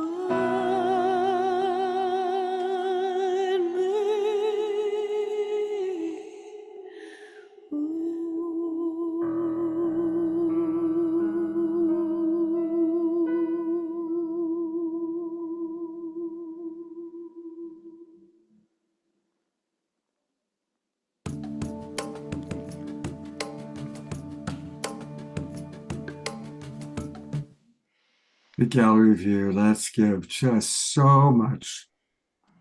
Casey, watching you dance is so exquisite. It's so beautiful. I like what Susan Bloomquist wrote, an exquisite expression of sound and movement, blessing the earth, our Gaia. Roger and Bonnie write, so beautiful. Maureen writes, Casey is a master of movement. Absolutely. And so many people now writing about how beautiful. You'll have to check out all the beautiful comments coming in. And talk about her connection to the earth. I always love this photo. This is her website, and it's her name, Kaeshi, KAESHI.com. And there she is, finding a very good use for those 5 little recyclable bottles. And I know you've done a lot of wonderful work around recycling. Yeah, actually, the recycled bottles, I made that crown, and it's kind of a crown of thorns. Speaking of resurrection, I am embodying the spirit of the ocean, and the plastic crown of thorns is one that the ocean does not want to wear, with all the plastic pollution in the ocean, but it's part of the ocean as we know it, so that's the inspiration. It's beautiful. And we did a while back, we did some of your nature stories, which was really very beautiful. And if you go to her website, she's got nature stories, ocean stories, just a lot of really very beautiful things at Kaeshi.com. Thank you, Scott. Oh, Kaeshi, I'm so glad you joined us. Thank you, thank you, thank you. And of course, you and Kristen are just an amazing combination. Your beautiful dance and movement, and of course, her beautiful voice. It's always just a total highlight. Thank you so much. Thank you, Scott. It's been a pleasure. We love you. Love you too. We love Kaeshi, absolutely. Well, about the only thing that could follow a beautiful Kristen song in Kaeshi dance is our own house musical artist, our beloved Omashar. Hey, brother. Well, I'm just beside myself tonight with such beauty and profound wisdom that is coming down the pipeline, so to speak. And Kaeshi, that was absolutely astounding. And thank you for doing it whilst you are recovering. And just beautiful. And with Kristen in the background, that's completely awesome. And previous to you, Maureen, you continue to amaze me. I had a beautiful time with Maureen a couple of weeks ago up in Vancouver, and we both had dinner. I'm just going to show this photo. Let's see what happens here. And see that? Can you see that? This is Maureen and I and Hubcast with Michael Krause and Delan and Peter Young. And so we had a beautiful meal up there together. And how do I get out of this? By going here somewhere. Oh, I know.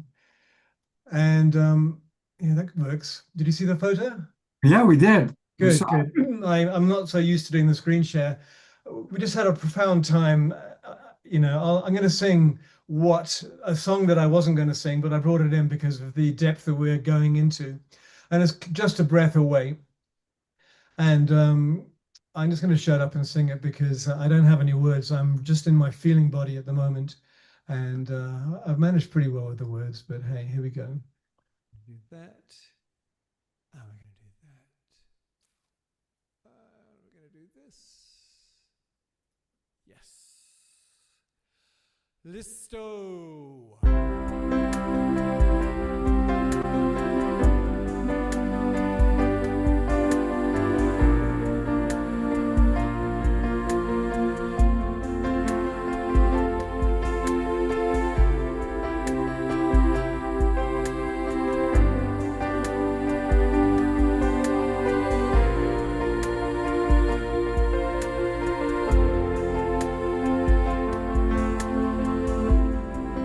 When you feel like giving up, when you feel like letting go, living in this ever-changing world,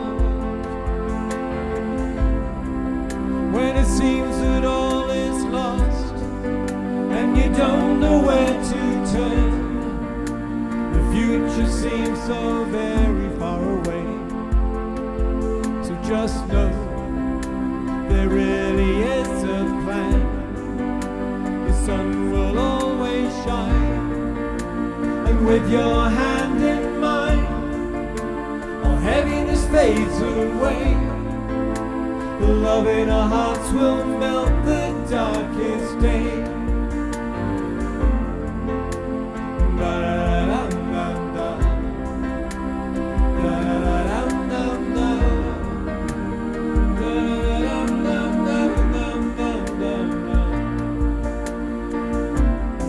So when it seems that you're alone and the fears knock at your door, remember I am just a breath away. You are my brightest star, you've just forgotten who you are. Remember there is nothing in the way, and just know there really is a plan. The sun will always shine, and with your hand in mine, all heaviness fades away. The love in our hearts will melt the darkest day.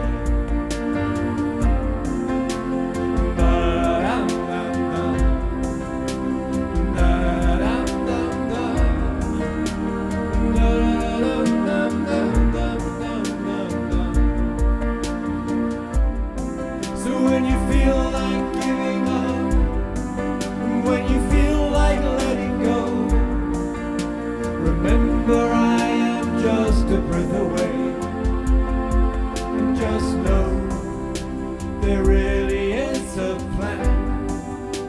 The sun will always shine, and with your hand in mine, all heaviness fades away. Love in our hearts will melt the darkest day. The love in our hearts will melt the darkest day.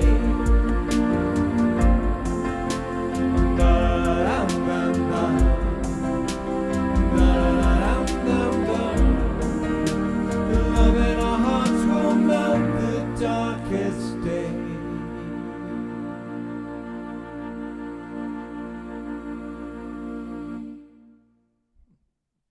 Going to gallery view. What a perfect song for what we're talking about tonight. Absolutely perfect song, as always. Thank you. Oh, thank you. Thank you. Somebody was asking who the dog was in the photo. Oh, that's Maureen. Do you remember the name of that dog? Dennis, I think. Well, it was one name of the dog. I don't think it was Dennis, but then he had his official proper name when he sat up at the table. It was amazing because they actually the dog is 100% a part of the family. The dog sits at a table on a human chair with his own bowl and with a nice little neckerchief. It was just so cute. And when he does that, he has the formal version of his name, not his, his family name. So he behaves accordingly. I know, Yes. right? Anyway, it was beautiful. Thank you. Thank you for that experience. Yeah, thank you very, very much, beloved Omashar. And thanks again, Maureen. All the comments are flying in right now. People appreciating Omastar, as we like to call him. Well, we have a really wonderful guest. Who's next? And it's Mitchell Rabin. He's been on the show before, and every year he puts together a wonderful program. And we're going to learn all about his annual Earth Day event. But before we do that, let me put him on and read a little bit from this amazing man's bio. He's coming to us from New York. And Mitchell is a holistic psychotherapist, acupuncturist, stress management consultant, earth protector, host of the popular podcast A Better World. He's a visionary, a social impact consultant, a teacher, author, and for good measure, he's an interfaith minister. He's been in private practice in New York City, helping people all over the world with their relationships. He's also been very involved in Taoist, Buddhist, yogic practices, Tai Chi, Qigong, and mindfulness meditation for many years. He's the president and CEO of the Institute for Global Education, providing environmental education to those in order to solve the global issues of hunger, poverty, and peace. Mitchell, thank you so much for all that you contribute to our awakening world in so many ways. And welcome, and I'm eager to have you share a little bit about Passover, because we wanted to honor our friends of Jewish tradition. So maybe you can share a little bit about that. And then, of course, we want to learn all about what you're going to be doing for Earth Day. Sure, absolutely. Scott, thank you so much for having me on again. It's such a deep honor and pleasure at the same time. And I'd love to chat with you all about some of what's coming up. And the thing that's coming up mainly is the completion of Passover. So I'll start with that. Passing over, yes, of course. I was a little Jewish boy from New York originally. And even though I was not raised religiously, a lot of my family has actually gone deep into that space. I haven't. I've been more on, you could say, the mystical side of it all. And that's sort of a little bit of the light I'd like to bring forward here on these last days of Passover. It's funny, when I was in college at Bard, upstate New York, in Annandale-on-Hudson, where Bob Dylan hung out, and if anyone knows Johnny Winter, the albino who played a 12-string guitar, and lots of other, Chevy Chase, a lot of very cool people were there, actually a little before my time. But I found a book on this one floor in the library that nobody else really went to. And it was a book called The Lost Light by a man named Alvin Boyd Kuhn. And it's always made such an impression on me, specifically because of a passage about Passover. And what he was talking about was that Passover was really about our personal liberation and moving from lower to upper Egypt was the image that I retained over all of these years, is really, you could say, moving through the chakras in a Jewish kind of light, if you will, And going from our more animal nature to a higher nature of love and mind and consciousness. And that's really what Passover is really about. Of course, it's about, on the literal level, leaving Egypt and the liberation of the Jews from slavery. But what the real story underneath that, the symbolic, allegorical, esoteric tale is our moving upward into our higher selves. So, in really a nutshell, if you will, that's the story that I feel has the greatest resonance for us. Because I don't know if any of you have been to a Passover Seder, but was listening to that very funny Italian comedian the other night. His name kind of escapes me, but he's married to a Jewish woman, and he's talking about how the Jews and the Italians share so much. But when it comes to he went to a Passover Seder with his wife's family, and he said, "Okay, I'm starving. When are we going to eat?" And he said, "Well, they handed me a book." And they said, "Well, we're going to feed you. Don't worry about it. We're going to feed you a lot of Jewish food, but only after 2 hours of reading." He said, "What? You are crazy. I can't do that." He said, "From now on, any Passover Seder I go to, I'm going to insist on Italian food instead of Jewish." Anyway, that's a whole other kind of understanding of the Jewish Passover Seder. And I understand his view completely, having been to many of them, very long and drawn out. And we're always leaving Egypt. So it's interesting to look at the esoteric side nature of the holiday and understand that it really is about a growing up, an evolution of our own consciousness, of moving from our deeper animal selves, which, by the way, as Casey said about bodies, this whole night, Scott, I've got to tell you, is so synchronistic, because my day was spent teaching at an interfaith seminary that I teach to, and I'm on the advisory board for 20 some odd years. And they always ask me to talk about the Tao. So I spent the day talking about how the Tao is really symbolic of water, that's the way, that's the element that is central to Chinese cosmology, number one. And the Tao is intrinsic and sort of the heartbeat, if you will, of Chinese cosmology.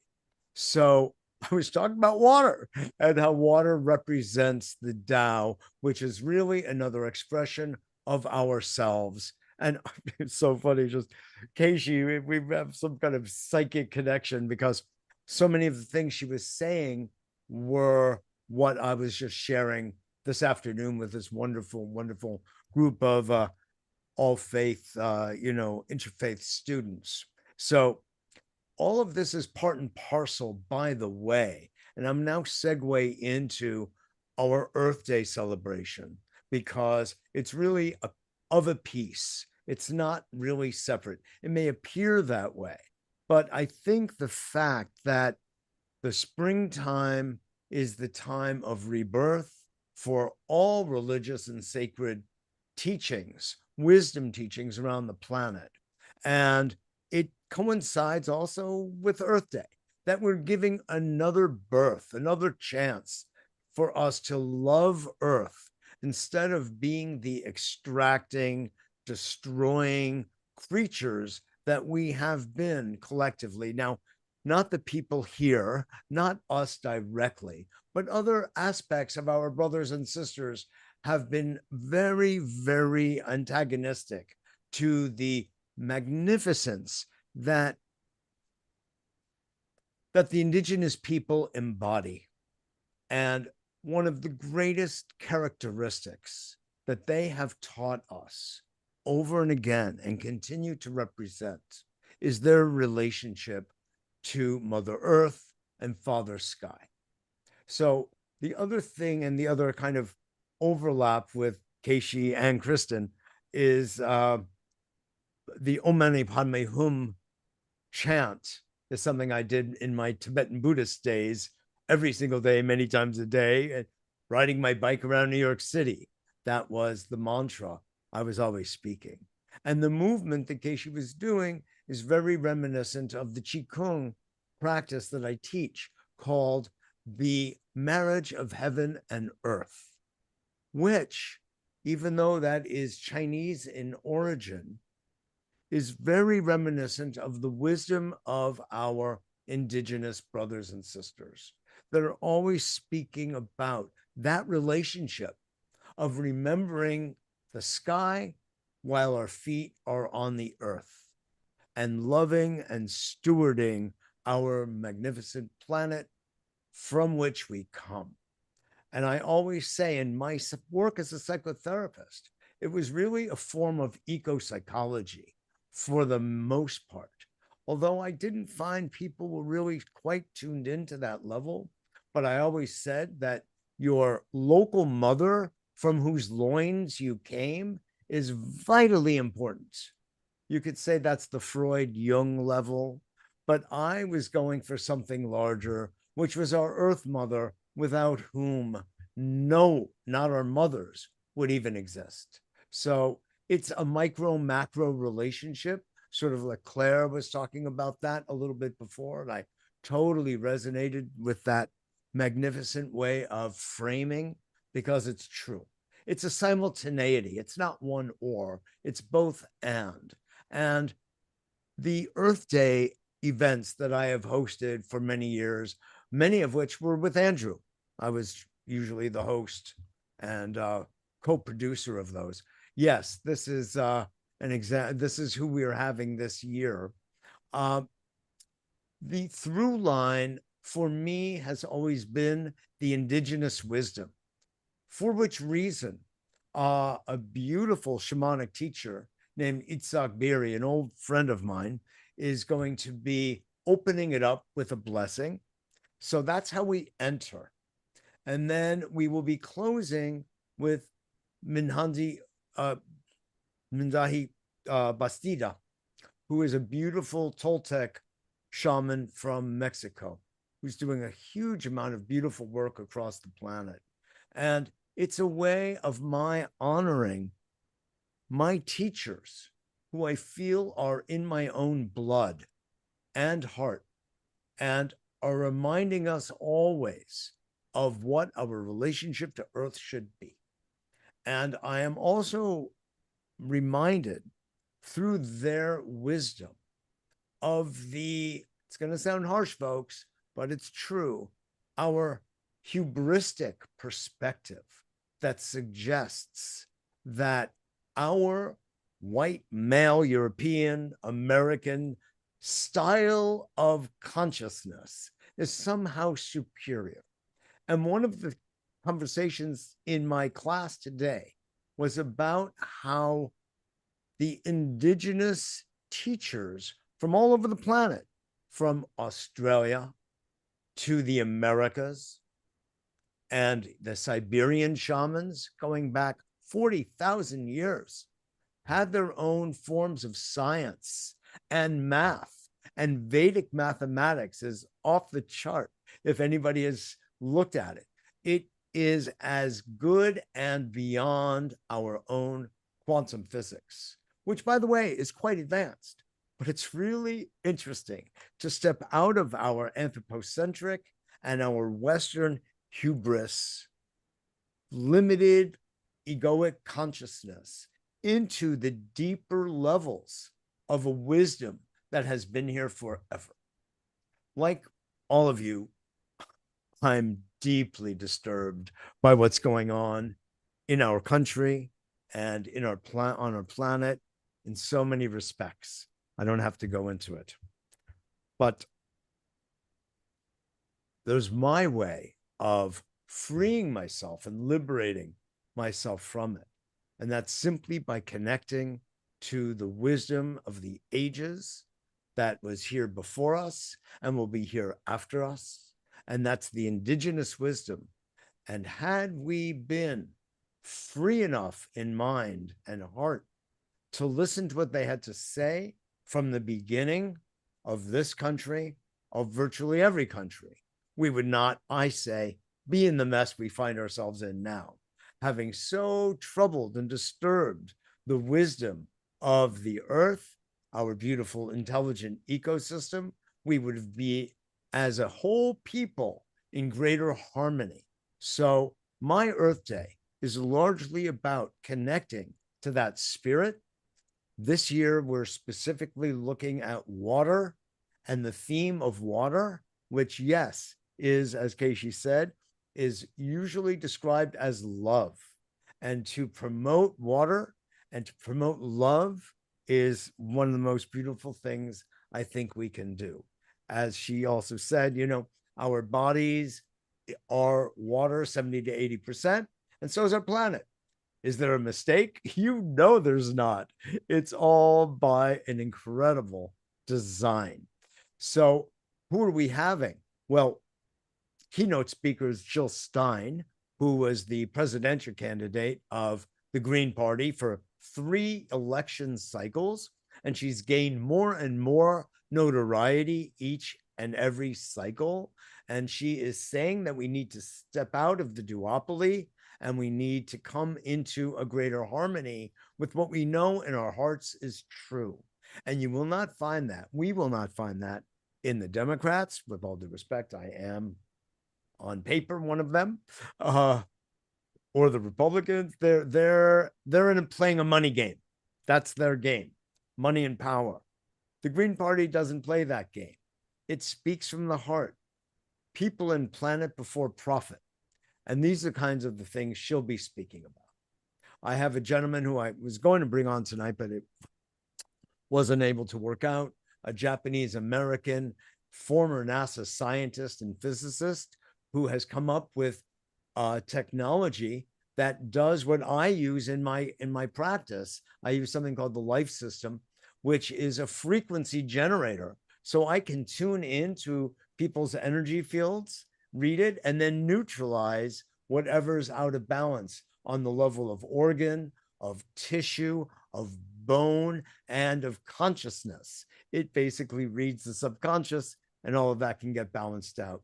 Jim has figured out a way of increasing the frequency of water to restore it from a level of deadliness or dormancy, why don't I say, to aliveness, and thereby restoring the entire ecosystem of the body of water, be it a lake, a pond, a watershed, a river. It's just awesome. And he and I, you know, he loves the radionic work I'm doing. I love the work he's doing with the same idea in bodies of water. And of course, because we're water, we're actually doing the same thing. It's beautiful. I have another fellow who is a nutritionist and a soil scientist, Ed Hewling, who is worked for the USDA for a while, but they were really not into doing their actual job.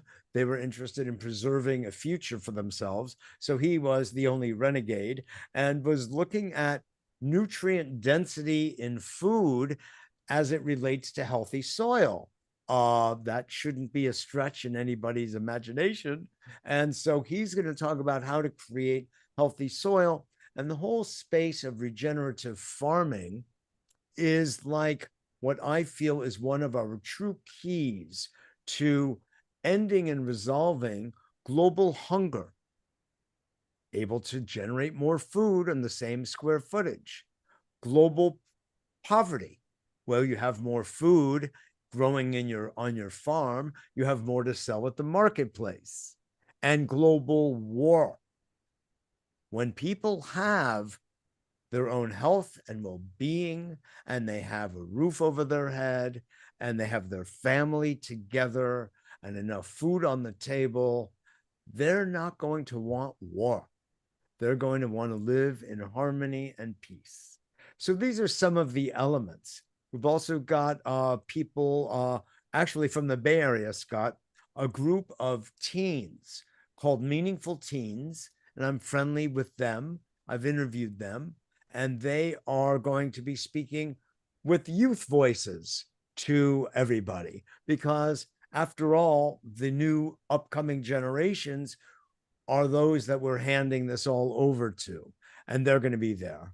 I have to say in closing, because I probably ran out of time here, is that our beautiful, angelic Kristen Hoffman is going to be singing. And that's really important, as well as another guest of yours, Scott, frequently is Gary Malkin, the Emmy Award winner, who will be performing as well. So that just gives you some taste of what our event is going to be about. So a reminder, so everybody knows, definitely do this. I'll be there, of course. It's this Monday, April 21st, 7 o'clock Eastern, 4 p.m. for us Pacific coasters. And you go to abetterworld.net, abetterworld.net. And I'm going to take you there right now. It's a beautiful website that Mitchell's created, abetterworld.net. And that's where you can learn all about the amazing things that he's doing. His podcasts, his TV shows, his videos, all about what they're doing. It's all at abetterworld.net. And if you go there at that time, I assume you'll be running it directly on your website. Well, if you go to the website, Scott, under events and click on that, then there is a where it says register, and that will lead you to the Facebook page. It's going to be on Zoom for the speakers and performers, and everyone else will be Facebook Live on A Better World. I'm not sure if it's A Better World Media Facebook page or my own personal Mitchell J. Rabin. One or the other. Or both. Well, So, thank you all so much, Mitchell. And we will see you on Monday. We will all be there. All Global Peace Drivers. Come, come, all ye faithful. Come hither. And let's come celebrate be with Easter. Right.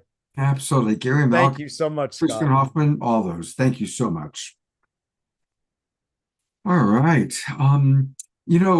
There's some really wonderful events going on. We're going to hear from Andrew Kane in a moment. We're going to go to Bob and Pookie in a moment, but I noticed that coming into the chat box, into the Zoom room, is our friend Teresa Collins. And she does amazing things as well. She just had one of her Global Coherence Pulse events earlier today. I know a lot of you were there. And Teresa, welcome to the Awakening World. Thank you, Scott. It's always nice to be here with this community. Love you guys so much. It looks like my image is a little fuzzy. Little fuzzy. I don't know. Maybe we're getting a little fuzzy, Teresa. Maybe a little lighting, but I did want to share two things. Thanks for that, Scott. One was we did have a Global Coherence Pulse today. We invited our friends Penny Hipple and Joe Brewer from the Design School for Regenerating Earth. And I have to say, after 90 minutes, there wasn't a dry eye in the house between their sharing about their story, Kadi J doing the meditation, and Tatiana doing the music. It was a really powerful event. So I'll put a link in the chat. You can still sign up for the event. And if you do, you'll get the Zoom link. And then for the Earth Day, we are going to be doing a special Earth Day event with Sky, who's a guy who spent 3 years in silence. And the first year he sat in a chair for 23 hours. And then the second year he went walking for 23 hours. And then the last year he did some running. And he's going to be doing a special event where we go to the future. And together we envision the future Earth. And we bring back those visions so we can begin to start to tell the story of Earth's future and begin to walk ourselves forward into that future. So I hope you guys will come and join us for that Earth Day event, and also to just get a little bit of love from what we did today, because it was quite special. Yeah. Thanks for letting me share those, and I'll put some links in the chat. Great. Thank you so much, Teresa. Yeah, love you, Scott. Thank you. Appreciate all the good work you do. Yeah, love you all. And we now get to go back to Bob and Pookie Lee. Nice. There they are. Love you guys. First of all, Pookie Lee, I'm going to pull up in a moment the Facebook page that you did find. I did. But I want to give Bob some attention. Let's give Bob some love. Let's Give me do some it. love. Give Bob some love. Hey, Scott and company, it's great to see you all. It's great to connect with some friends that we already knew and meet some new folks here. And so thank you again for the invitation. Always a pleasure to join you. I would, before we do our another song here, I would like to talk about an angle of Easter. Of course, the most well-known, I guess, angle or aspect of Easter is the resurrection.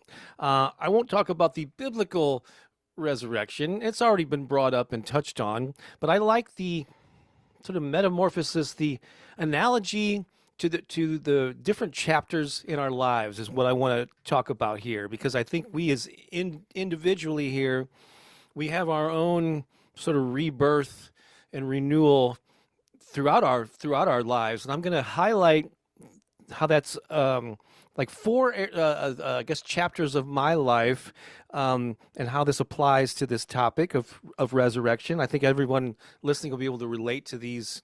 You have a similar story, and it's also leading up to a free gift. We'll hold off. I know you have an image, Scott, but hang on, and I'll show that after I tell this little history lesson here. And so I'm just going to briefly kind of tell you like four different eras of my life and how they relate to rebirth and renewal, I guess, and resurrection, if you will. So the first one I'm going to start with is when I was from the time I was like 21 to around 26. I was like a full-time musician. That was like my primary identity, and I wanted to be a rock star, and I played around in bands and rock bands in St. Louis and the St. Louis region here in the Midwest, and that was what I did. That was the way that I served. That's the way I expressed myself through my music and my creativity, and it was a wonderful time.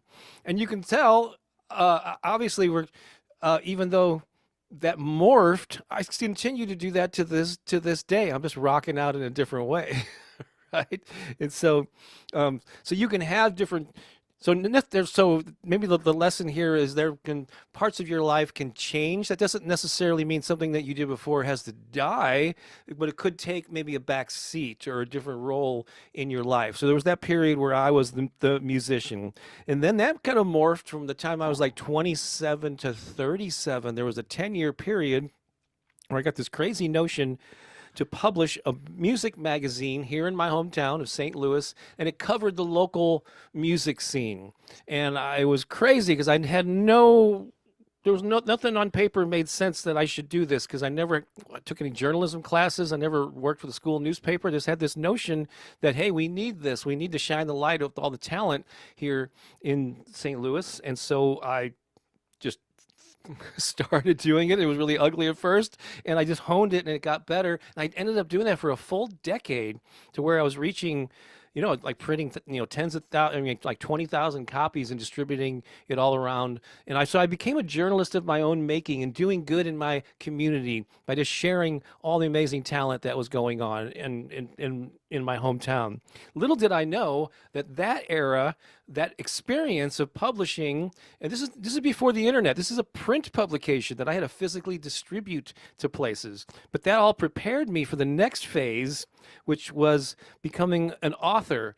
It gave me that, since I had the skills of publishing a newspaper, I was able to apply those to self-publishing my own books, and that was an identity. And I guess I rode that wave for a good 20 years, from like 37 to like 57.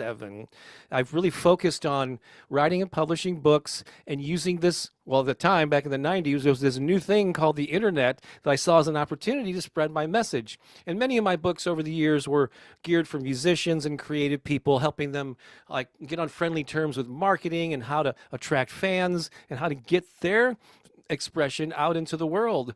So I create a ripple effect of good. Teaching them how to market themselves so they reach more people. And I was practicing what I preached the whole time, just using the internet to spread my message, getting more and more books out there. And so then I was reaching people all over the world through my books, through Amazon and all the various sites.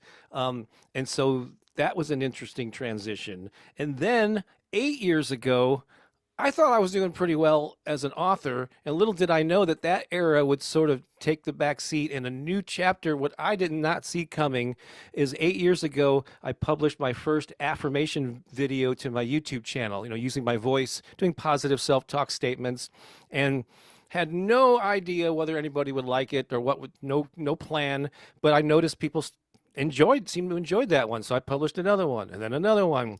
And once I saw a trend here, I just went all in on it. And that channel has grown from like 3,000 subscribers back then when I did the first affirmation video, because I'd already been on YouTube for a little while, to now it's like 413,000 subscribers to my YouTube channel, like 73 million downloads. I have a podcast where I take that audio content and repurpose it as an audio podcast. That has had like 6.5 million downloads over the past 5 years. So now I'm just like reaching people in a whole nother way, on a whole nother level. That just boggles my mind, and I just never take it for granted. And this isn't about like vanity. Oh, look at me, I'm reaching a lot of people, I'm an influencer. It's really about like I'm sure reason I think, Scott, because we talked about this in our little pre-show meeting yesterday, that everybody here, I think, has a message that they want to get out in the world. There's some kind of difference you want to make. There's some way you want to help people, and the more people that you can get that out to, the better off the planet is. So, but the more reach we're going to have to create this new world, the awakened world that we're talking about. And so the interesting thing is, with these 4 stages, is that each one built upon the previous one. And each time I went into this new chapter, it expanded. So as a musician, I was probably reaching hundreds of people, in the rooms that I was playing in over a couple of months, back then. Once I switched to the local newspaper, and then I was reaching thousands of readers. And the interesting thing then was when I switched to the newspaper, even though it was a physical publication, it was the first time that I could reach people without being physically present in the room. And that was kind of like an aha moment. Powerful affirmations of all I see you're playing something. Okay, yeah, on my YouTube channel. Yeah, I'm hearing my voice as I'm speaking. So that's a weird multi-level thing there. And so I was able to reach people without having to be physically present. And then when I moved to the internet, I was reaching then as an author with my books. Then it was like tens of thousands of people that I was reaching all over the world. And then now with the YouTube channel, again, this is not about vanity metrics. It's just like, it amazes me to this day that now hundreds of thousands of people every month I'm reaching with my affirmations and the podcast and all that. So I'm hope that everyone can relate to this story of each new chapter, even if it's a disruptive chapter, like something happens, you're let go of a job, or someone passes away, or whatever, that it can lead to bigger and better things. And so I like sharing with people, teaching people how to grow an audience, how to make a difference, how to leave a legacy. And so I do have a free gift related to that. Is it supposed to be a good time to mention that, Scott? Yeah, absolutely. I've got it all queued up. All right, cool. Yeah, so there's a free ebook that I have that's called The Impact Formula: 6 Steps to Grow an Audience, Make an Impact, and Leave a Legacy. This is actually a slide from a workshop that I'm going to be doing. But you can go to bobbakerinspiration.com/impact to download that for free. It's a short ebook, but it gives an overview of the 6 steps that I took and that I think you can take too, to reach an audience, to make a difference, and to just do good in the world. And if you got your phone, you can use that QR code. It'll take you right to that page. And when you do that, not only will you get the download, a couple other gifts too that I won't even mention here. You'll actually get a free subscription to my Abundant Life newsletter, so you get more goodies, and my latest videos and links I'll be sending out by email. But I'm doing a free Zoom workshop this coming Thursday. I think it's the 24th. And if you're on that email list, I'll be sending out where you can register for that. So I'll be doing kind of a more in-depth overview of those 6 steps. And so if this appeals to you, and I have a feeling folks here, if we want to, get that positive message out, it's there for you if you want to check it out. I'll try to pop it in the Zoom, the link too. And I also want to take people on YouTube, put in Bob Baker affirmations. Bob Baker affirmations. Of course, I've subscribed. And there's really wonderful, wonderful stuff here. And again, all these beautiful videos that he's got, 10 most powerful affirmations of all time. And then some of the things he talked about, how to turbocharge your life, 5 steps to unleashing your purpose, passion, and play. Yeah. I mean, That's another free ebook that you'll get when you go to that page. As a yeah, matter of so fact, there's a Pookie and lot I of wrote. really good stuff. I'm going to put this into the chat box also and give people a moment. The QR code works. I just used that and registered using the QR code. So definitely want to encourage people to take advantage of these amazing offers from you, Bob. You're such a generous guy and talented. Oh, thank you so much. Thank you. And Yeah, I've been very blessed, yeah. well, you are. God has blessed you with an amazing partner in Pookie Lee. And so definitely you've got good karma. Thank you, Scott. So, yeah, like this is perfect timing. You mentioned at the top, there's a theme song that you've been using for how long now, Scott? Is it the last couple Since we years? started doing the Awakening World, so over 2 years. Yeah, and it features a collaboration. Actually, Kristen Hoffman did a lot of the beginning of it that leads up to that. When you start hearing "We Come from the Same Source," that's a song that Pookie and I wrote, and I think I've shared this with you before, that it was just there was a time when we wanted to write a song about that. We are one. We're all together in this, but that term "we are one," I just felt had been kind of overused. In so I was thinking, how can we state the same thing, but with using some different phrases? And that's where we came up with the lyrics to this song. And so there you go. Would you like to hear? This is the full version that you don't get to hear usually. So This here we is go. fantastic. Thank you so much. You bet. Are you anything else you want to say about it? You're just ready to sing it. Go All for right, it. Let's rock and roll.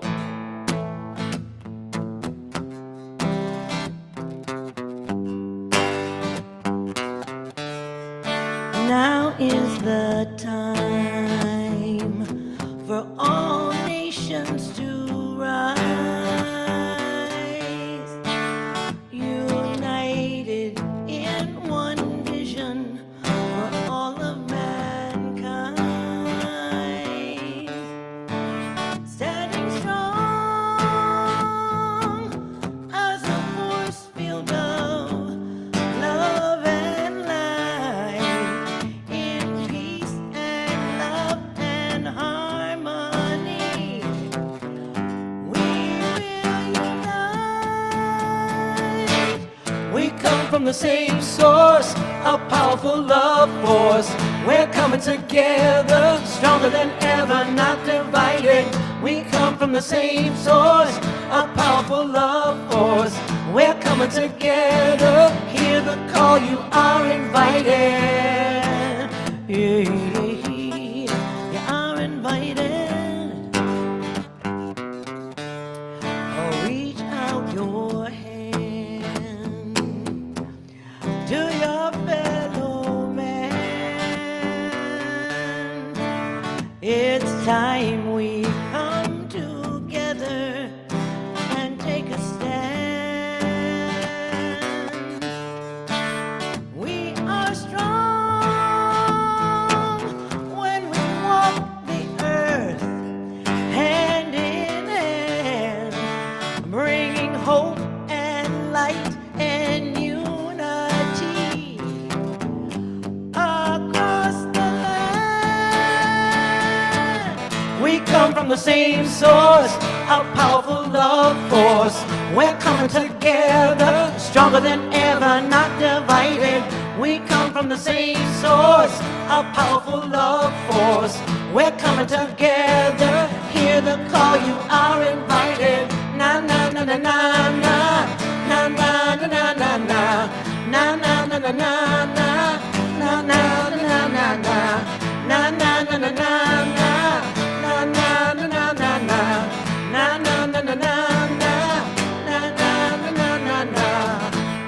We are united. We're not divided. Yeah, we are united. We are not divided. We are united. We're not divided. Oh yeah, we are united. We are not not divided. We come from the same source, a powerful love force. We're coming together, stronger than ever, not divided. We come from the same source, a powerful love force. We're coming together, here to call you are invited. We come from the same source, a powerful love force. Oh, yeah. Yeah. The crowd goes Oh, isn't wild. it fun to hear that song live from the originators, huh? That is so cool. Thank you. Thank you for giving us the opportunity to share. It's been a delightful evening. Oh, thank you. Absolutely. And here's that Facebook page, by the way. So for those of you interested in Heart of the Drum, Voices of Women, here is the link. And it's a Facebook event. So you go to Facebook events and put in Heart of the Drum, Voices of the Women. And that's presented by Sisters of the One Drum. And again, I'm going to go one more time to the beautiful gift that Bob is offering us. Use the QR code, you guys and gals. Use the QR code, get your cell phones out right now, and that'll take you right where you can register. And it's really easy. Then once you do that, scroll down, you'll see where you can put in your name and your email address, and you're going to receive the impact formula. You can also download it by going to bobbakerinspiration.com/impact. I couldn't have said it better myself, Scott. Thank you. Thank you, Appreciate that. Scott. Oh, my pleasure. I love you guys so much. Thank you so Love you much. too. Likewise. All right. Well, there is still another very special event that's going to be happening, which we, definitely want to support. And this is put on by our good friend Andrew. And I'm going to play a little short video. It's a 1-minute video first, and then we're going to hear from Andrew about his World Peace Earth Day celebration. So here we go. Join us for the 17th annual World Peace Earth Day celebration, brought to you by Planet Heart and Lakshmi Foundation in association with We the World, our fiscal sponsor. April 22nd, Mother Earth Day, from 5:30 to 9:30 p.m. Eastern Time, streaming at facebook.com/The We Campaign. Come celebrate unity, oneness, and above all, peace with a global community of changemakers. Be the first to experience the exclusive sneak peek trailer of Pop Nation, Portal of Peace, and witness the worldwide debut of the anthem, Rulers of the New Earth, online for the first time in Earth Day celebration. A song for the awakening. Let's rise together in harmony with our planet and each other. April 22nd. Don't miss it. Come together for peace. All right. And the man who's putting it together and has been doing this for 17 years, he has a long history with Mitchell, and they collaborated for a long, long time. And now they're both doing wonderful work. Here he is, our friend Andrew Kane. Hello, everybody. Thank you, Scott. And Mitchell, it was so great working with you for so many years. It's just, Earth Day is really every day. You know what I mean? This is our precious Mother Earth. And we need to honor her, and we're all one with Mother Earth. I just want to say that back in 1998, 2 years after I was awakened, telepathically from star beings. You probably heard of the telepathy tapes because I'm on the autistic spectrum. But what's interesting is that in 1998, God spoke to me, and that's where I got Planet Heart from. Planet Heart came from planet Earth. God said, take the last letter of Earth, move it to the beginning of the word Earth, and it spells Planet Heart. One planet, one race, one heart, we're all one was the slogan I got in 1998. And working with Rick Ovick and We the World, with which Planet Heart is under, I've been doing this because I'm guided to do it. It's like I'm called to infuse world peace and oneness and honoring Mother Gaia to bring us all together. It's so important for us to come together every day collectively as one. And that's what the indigenous people have been talking about. And this year is very different than all my other Earth Day events since 2012, the year that the Mayan calendar ended. I had only had elders, and it was a 2-day festival. And grandmother Shirley Barkley was there. This year, I was called to contact her, and thank you, Mitchell Rabin, for mentioning the indigenous wisdom because it's so true, and we all are understanding that. But this year is like a sacred fire with grandmother Shirley Barkley, a wisdom keeper, and her powerful circle of wisdom keepers, indigenous sun dancers and earth visionaries. She's been doing sun dances for a long time. Um, Grandmother Shirley Barkley is a Lakota tribe, White Buffalo, Calf Clan, and Black Pipe Clan. And along with her, she has brought Brian Ruffton, who is an artist and community leader, a pipe carrier and sun dancer, Mary Oliver, executive director of the Center for Shamanic Education and Exchange, Matt Brightside Evans, who is a Renaissance man and visionary, Rachel Walker, who is a visionary and barefoot enthusiast. And we have Aimee Noemi Pina, who is a visionary artist and dedicated medicine woman. This is taking place on Mother Earth Day on April 22nd from 5:30 p.m. to 9:30 p.m. And we actually have a pre-show from 4:45 to 5:30 p.m. called the Climate Conversation Pre-Show, and there's going to be youth in that. So I strongly recommend tuning in starting at 4:45 to about 9:30, and you can go to planetheart.org for more information. And I just want to say that we need to come together. It's time. We're living in these turbulent times that we talk about, but there's so much good. I mean, don't you guys feel goosebumps on this call tonight with so much light and love?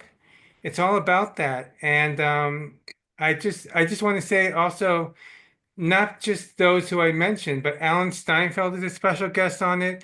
We have a closing prayer from Chief Phil Lane, and Christine Marie is actually emceeing, and she actually is the executive producer.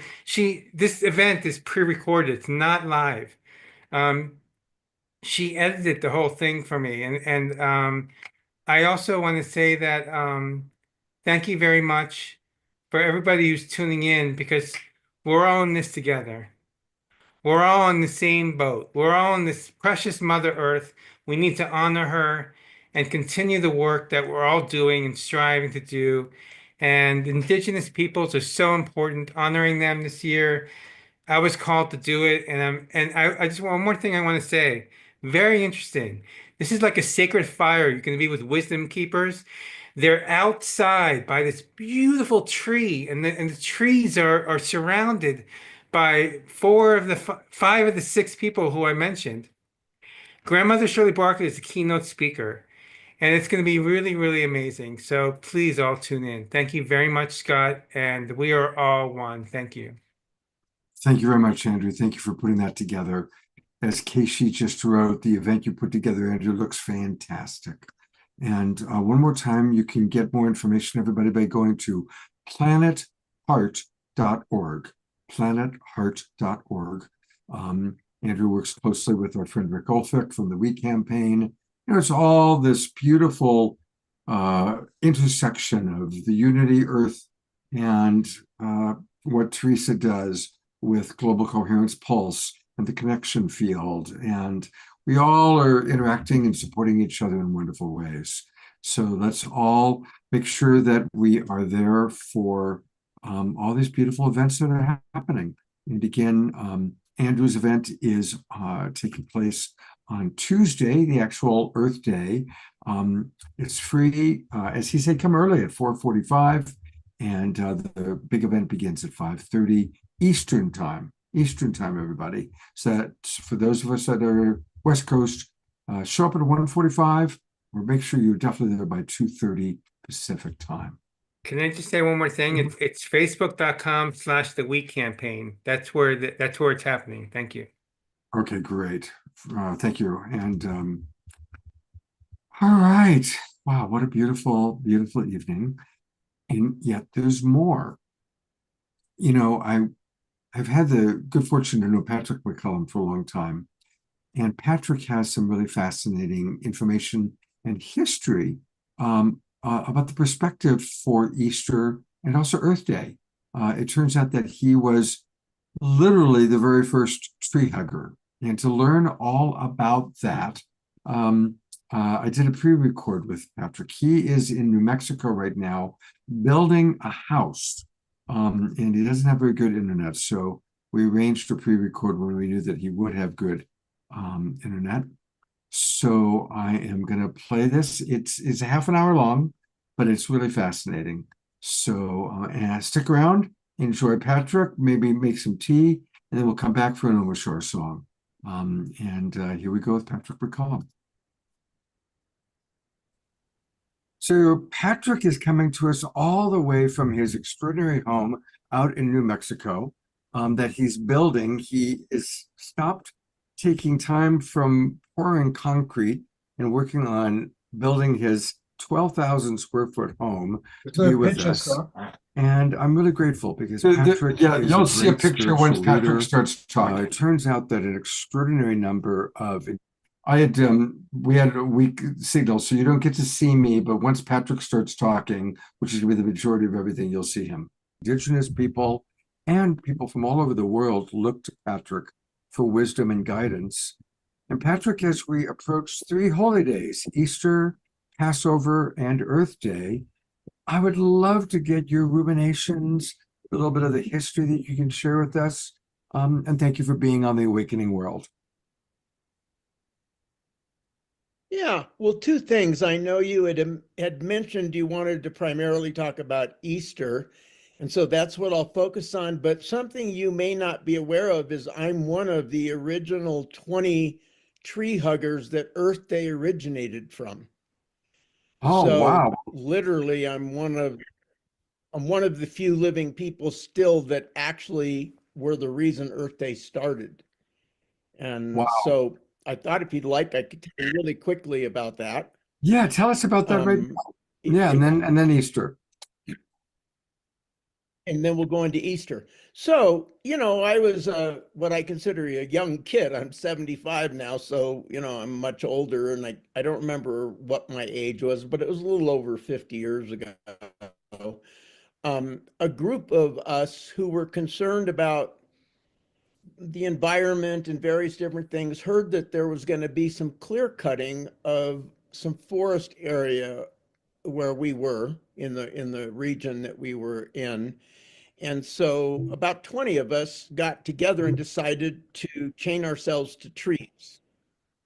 And we heard about chaining yourself to it. Nobody had chained herself to a tree before that. Now you hear about it, but I mean, hadn't heard about it. But somebody read in a book that a bunch of Hindu women chained themselves to a tree to protect a sacred tree like hundreds and hundreds of years ago.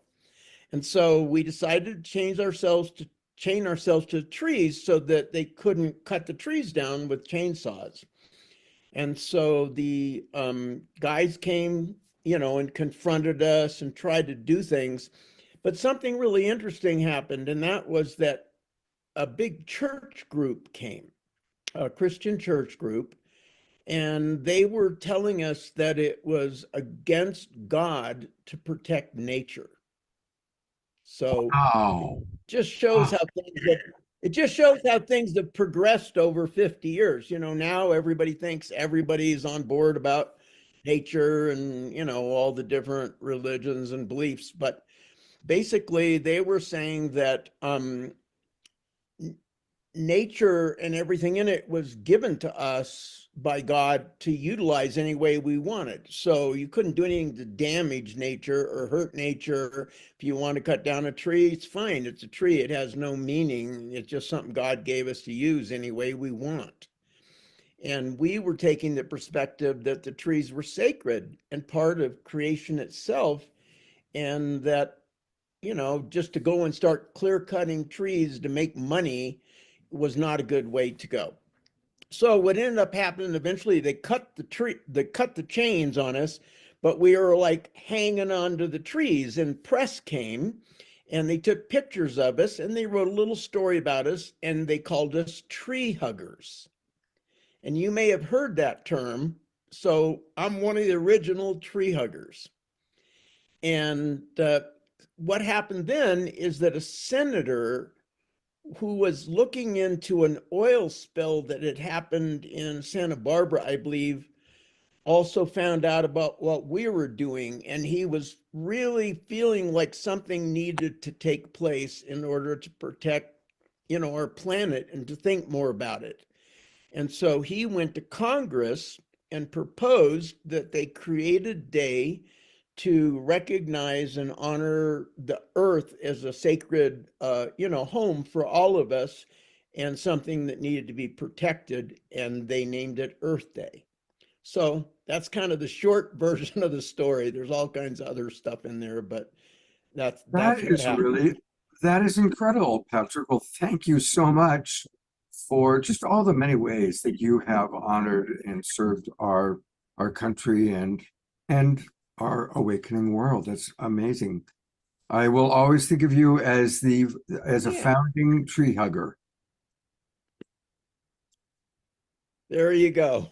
That's great. I'm still a tree hugger. It hasn't really changed. So anyway, you wanted to talk about Easter. So would you like to start with a question, or you want me just to start Well, talking about it? we did a show a long time ago, and you talked about the whole origin of how kind of the Christian church came in and took over all the pagan events. So, yeah, whatever you can share Right. would be really fascinating. Okay, so we live in a world, especially in the United States, that's primarily Christian. Um, and that's a good thing. Many of the things that are in our Constitution that protect us and things came from certain Christian values and things. So that's a valuable thing. But we live in a country, as you know, where you know all religion is recognized and supposed to be treated equally. So I'm not speaking out in a way against Christianity. I'm just clarifying a little bit about how things came to be. So when Christianity first started, it had an issue, and the issue was is most of the people who were around them were pagans of different varieties. Usually they believed in like a goddess and a god and things like that, and they saw nature a lot of times as sacred and those kinds of things.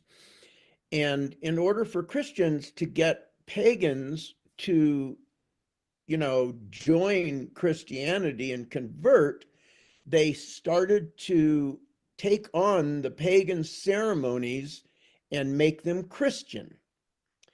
And they did this with all the main ceremonies that the pagans were celebrating.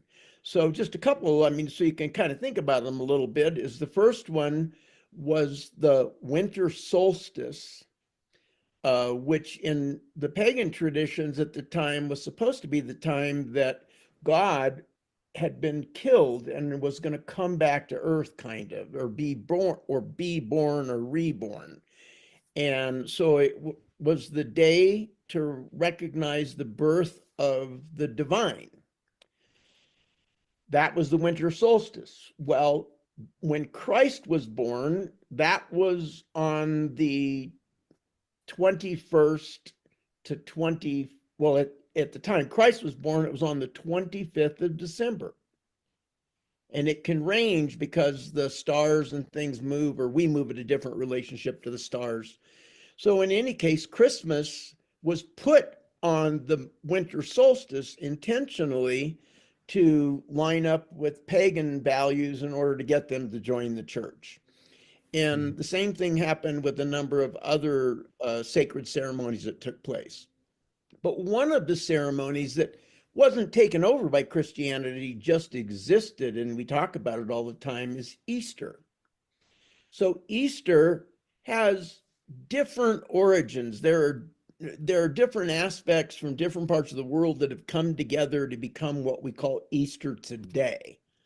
But the primary underlying premise of Easter is there was an ancient goddess named Ostara, or Estra, and she was the goddess of resurrection, meaning that she took that which was dead and brought it back to life.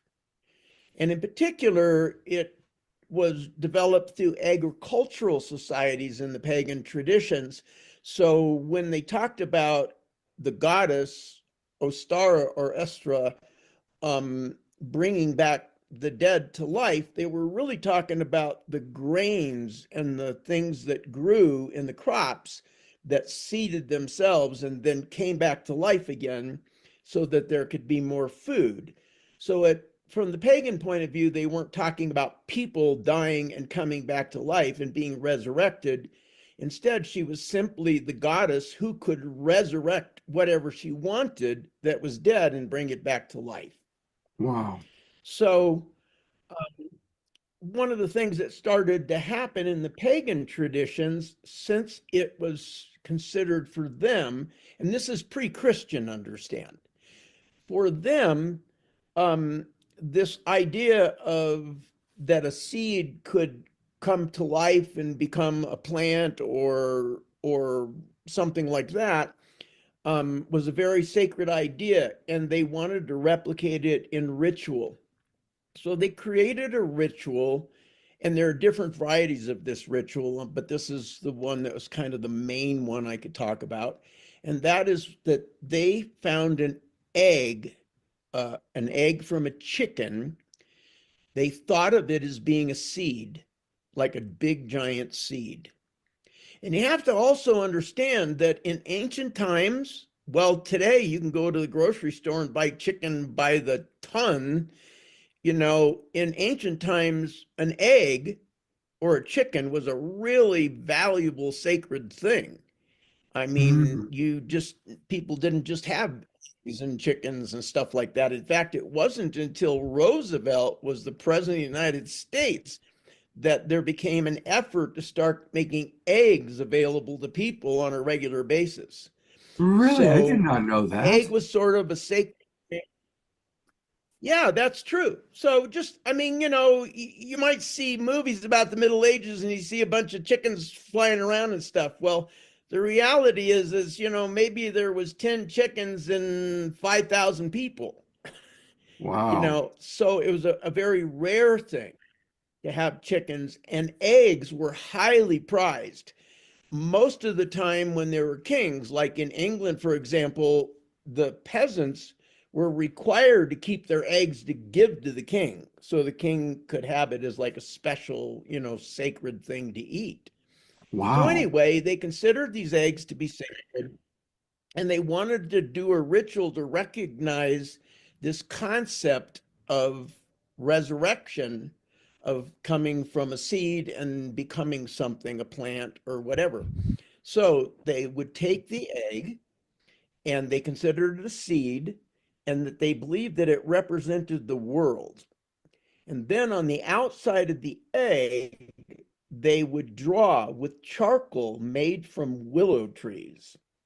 And the reason they made it from charcoal from the willow trees is the ancient pagans believed that the willow tree was the very first thing to manifest in creation. And so there's all these stories of the willow's roots going into the sacred wells and being in the other world and such. And even to this day, starting thousands and thousands of years, but to this day, many Native Americans still build things like their sweat lodges and stuff out of willows because they were considered to be deeply sacred.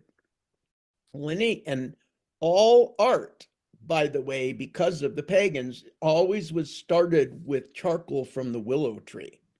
So like Leonardo da Vinci, Michelangelo, every famous artist, even today, you go to the art store and you buy a piece of charcoal to use to start drawing, an outline for a painting or something. It's made from willow.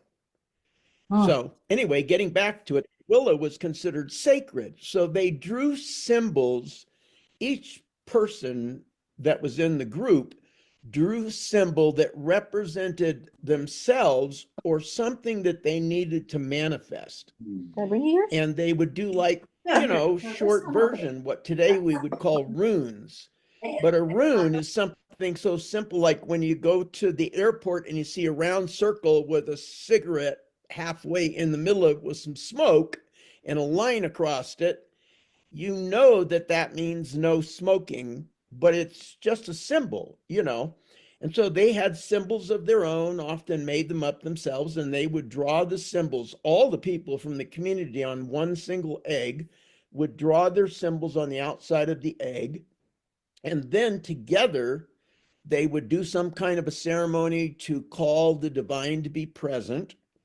And then they would take a pot or a bag or something filled with earth, and they would crack the egg into the dirt and mix it all in. And then they would break the shells up from the egg and like stick it all around in the earth. And then they would put a seed in the middle of it. Or sometimes they would put a tree that they considered to be sacred, like a little baby tree, in the middle of it. The idea being that they had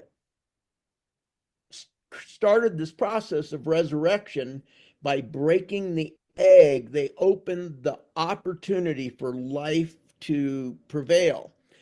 And the yolk of the egg becomes fertilizer, really good fertilizer for the seed or whatever they put in. The shells provide potassium and other really important ingredients, and nitrogen also, that you need to really make a plant grow. But also recognize that the egg is all broken into pieces now. So the shell is no longer something you can look at and see individual cells or symbols representing what you or I might need or want. But instead, there were broken pieces of symbols all mixed together for everybody's needs. Wow. So the idea was that by taking everybody's needs and kind of scrambling them all together in this process of planting a new tree or a plant or something, would mean that each person who prayed or put energy or worked towards their desire or need coming true would also help manifest all the other people's dreams and needs. So that's fast beautiful. forward to today, you know, we get eggs, we draw stuff on them. Some people, like me, and people in some of the pagan traditions, go through the process of drawing sacred runes, or, you know, writing a person's name that we need, you know, something to happen with, or whatever, and then go through this beautiful ceremony of cracking the egg. Today, we don't generally do it with a seed. We usually have a seedling already, or a little tree or something. Tree is best. And then what we do is we all make a commitment to care for that tree going forward, because the tree represents all of the things that we put on the egg that we wanted to be resurrected, or, you know, born basically from the seed. And so that's kind of the gist of how Easter came to be. And then the other part about it is, you know, how they got the rabbits, or another whole story, because Easter Ostara was also considered to be, because of the ability to resurrect the seeds of the grain, it was considered to be a time of fertility. Mm-hmm. And the symbol of fertility in ancient times was the rabbit. And mostly because, you know, we even make jokes today, rabbits mate and make babies like really quickly, Right. and they make lots. So the rabbit kind of got woven into the story as the representation of fertility at this time. Then understand that the eggs were really sacred and difficult, you know, to come by in, you know, Middle Ages and earlier times than that. And so this concept of taking the egg after it had all the drawings and all the things on it and hiding it, and then someone going to find it. In many of the pagan traditions, they have a sequence in their ceremonies where someone who stands out in the community gets honored in some way. So, for example, on May Day, Beltane, somebody gets to be the May Queen or that kind of thing and gets special recognition. Well, on Easter, Ostara, the person who finds the egg is the person who gets to crack it for everybody in the community. And so it was a big deal to hide the egg and who's going to get to be the one that gets to bring about the needs of the entire community. So you can see today we get eggs. And of course, now we don't just have one egg, we have tons of eggs. And people put their different symbols and things that they think are pretty or art or whatever they want on them. And then they hide them and kids go and find them. And when kids find them, part of it is usually some kind of a reward for them also, kind of like the guy who breaks the egg. They get the eggs, which are good, but then they find a basket that's full of a bunch of candy and stuff like that. And it's so that they made the same journey searching for that sacred egg that our ancestors made. That is really, really fascinating. Really fascinating. I so appreciate your wisdom and your history of that. It's fascinating. All right, well, while we've got you, last thing, tell us about what you're up to, Patrick, because we know that you went through some very significant health challenges. You've been in our prayers. And what can you share with our Global Peace Tribe? Well, there's a couple really important things that relate to peace. So they're things that everyone who listens to you, would, I'm sure, have deep interest in.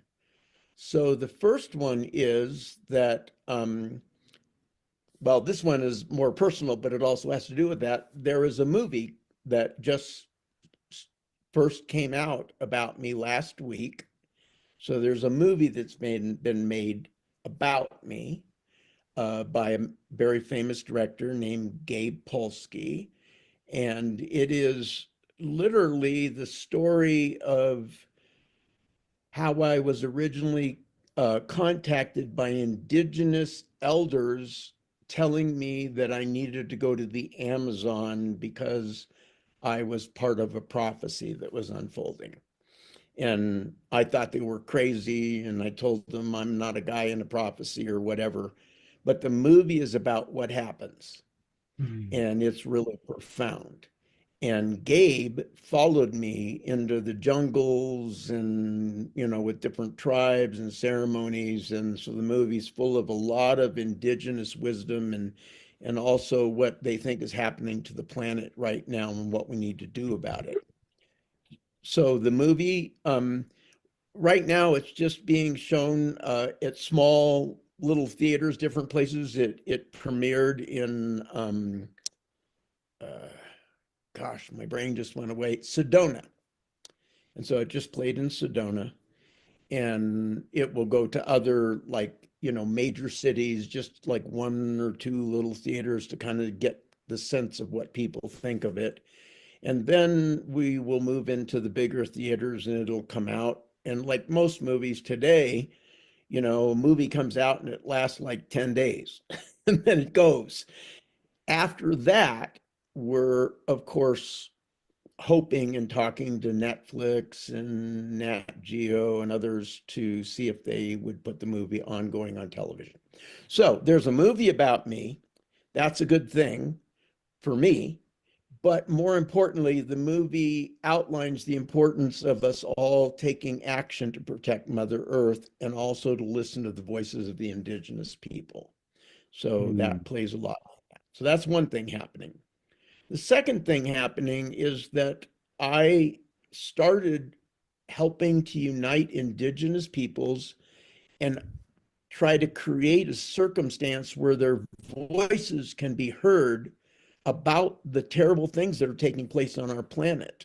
Both the destruction of the actual planet itself and also our destruction of each other.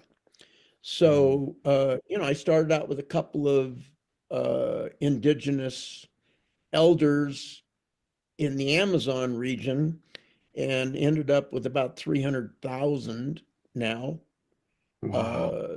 I'm working with, representing there, and then united with my brother, Chief Phil Lane, and a number of other elders together and created a unification meeting coming together as one group. And we united millions and millions of indigenous peoples across the world.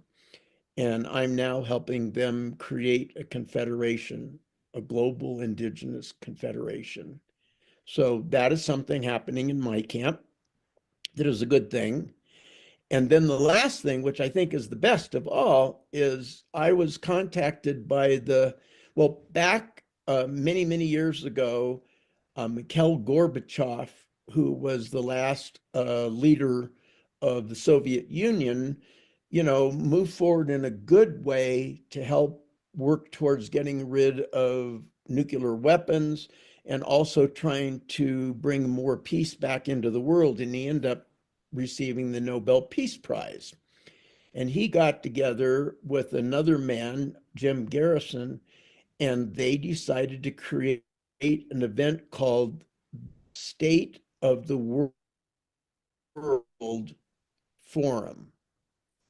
And their idea was to pick, half a dozen to a dozen of the most knowledgeable, wisdom, influential people in the world and have those people both publicly in like a session where hundreds of people would come, but also televised around the world would give their particular view on what was going on in the world and what the state of the world was.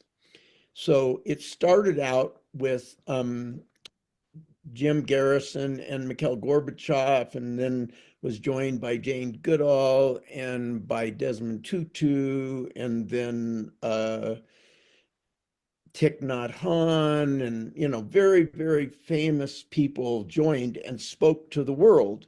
And it continued on for a number of years where it would do it 2 or 3 times a year. And it was broadcast across the entire world on major networks. Well, when the 9/11 happened, it got broken up and it never reinitiated. And then Mikhail Gorbachev died, and some of the other people died, Thich Nhat Hanh and Desmond Tutu. But Jim Garrison and some of the others who originally all put it together reached out to me and said they want to reinitiate the State of the World Forum. And they would like me to be one of the main people involved in that. And I would be one of the people speaking of those wisdom keepers from around the world, sort of thing. And we are currently scheduled to do that at the Capitol in Washington, D.C. this December. And so I have a list, which myself and the others are going through, of people who potentially would like to speak or be in the forum. And it's like a list of people that every single one of them is a major world figure. And we got like 40 of them, and we can only use like 12. So Wow. one of my fun jobs, do I, tell somebody like Barack Obama, I'm sorry, we really don't want. Whoops. So I'm in the process of helping to decide who's going to be in the forum. But more importantly, I decided to do something out of the norm. So I told them that while I'm helping to organize it all, I think there's a part that they really have missed in the past that should be included. And that is that amongst these amazing individuals giving their views, we need to have a group of indigenous elders sharing their views on the state of the world globally in this. And they've now agreed to do that. So I'm in the process of now also interviewing elders to decide who might be, both able to speak to the state of the world, but more importantly, also be able to do it in a public way, on a stage, on camera, on television, that kind of thing. Right. So I am helping to put together the State of the World Forum. and it's a really big deal. Wow. Patrick.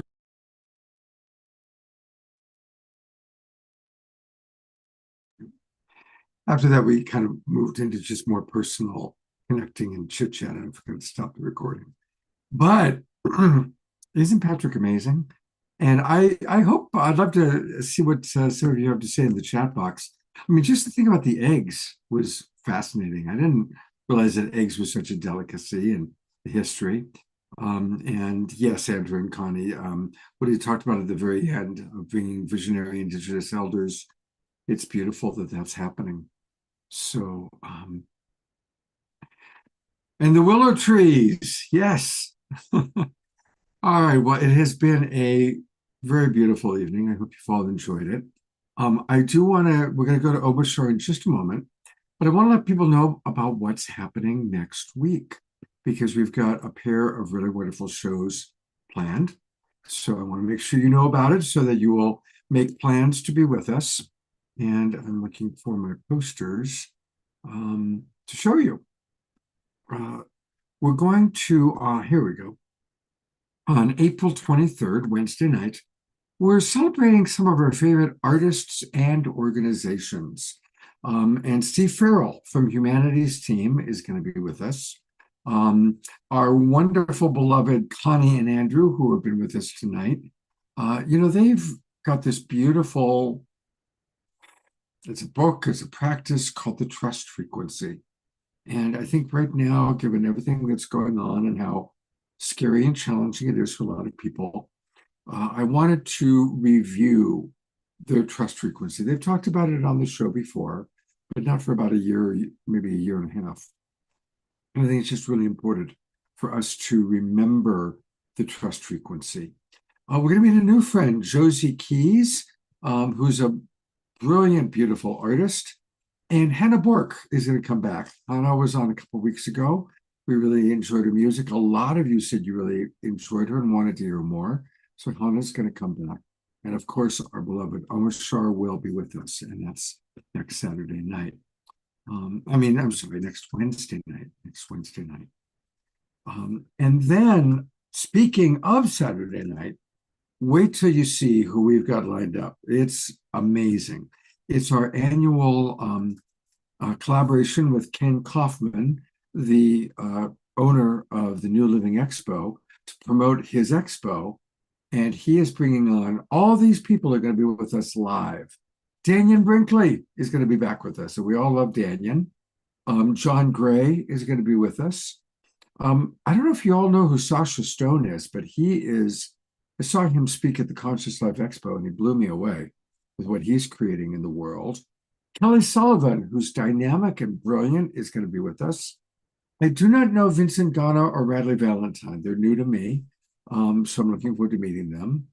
And to help the medicine go down, we got some amazing music next week. Of course, Omar Shah will be with us. Astra Fox is coming back because Astra is going to be playing at the New Living Expo. And to close us out, Fanny and Vigari are going to be back. So we're going to get ready. It'll be a long show next Saturday night. No doubt it'll be a 3-hour show again because we've got a lot of amazing people to speak and to sing and play music. So definitely join us next week. And for all of you watching on Facebook, or on YouTube, that's where you want to join now. Join the Global Peace Tribe right now. Go to globalpeacetribe.com. Join, and that way you can come into the Zoom room and personally interact with some of these remarkable human beings. All right. Thank you, Lynn and Lee, for the applause there. I see a little applause sign. And I'm going to turn it over to close us out with our beloved brother, our house musical artist, our co-pilot, the man who makes all things happen, Mr. Omar Shar. You ready?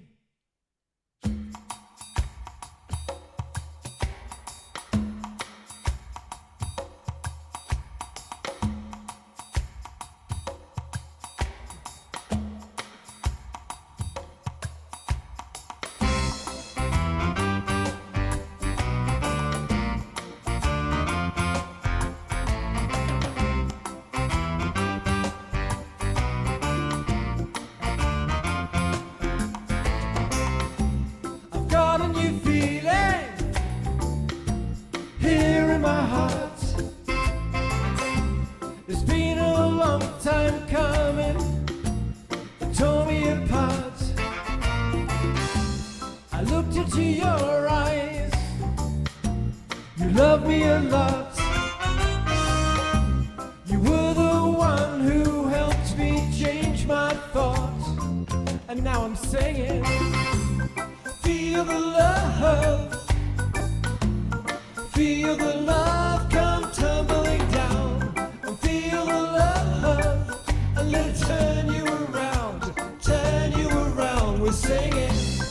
Feel the love. Feel the love come tumbling down. Feel the love. And let it turn you around. Turn you around. You looked into my eyes. You spoke only truth. I found I couldn't live with myself until I opened to you. Open to you. So now I'm doing the right thing. It's doing the right thing. It's the only way I know. It's the only way he knows. And I'm not ashamed of myself. I'm just going with the flow. Going with the flow and singing. Feel the love. And feel the love come tumbling down. And feel the love. And let it turn you around. Turn you around. We're singing. And feel the love. And feel the love come tumbling down. And feel the love. And let it turn you around. Turn you around.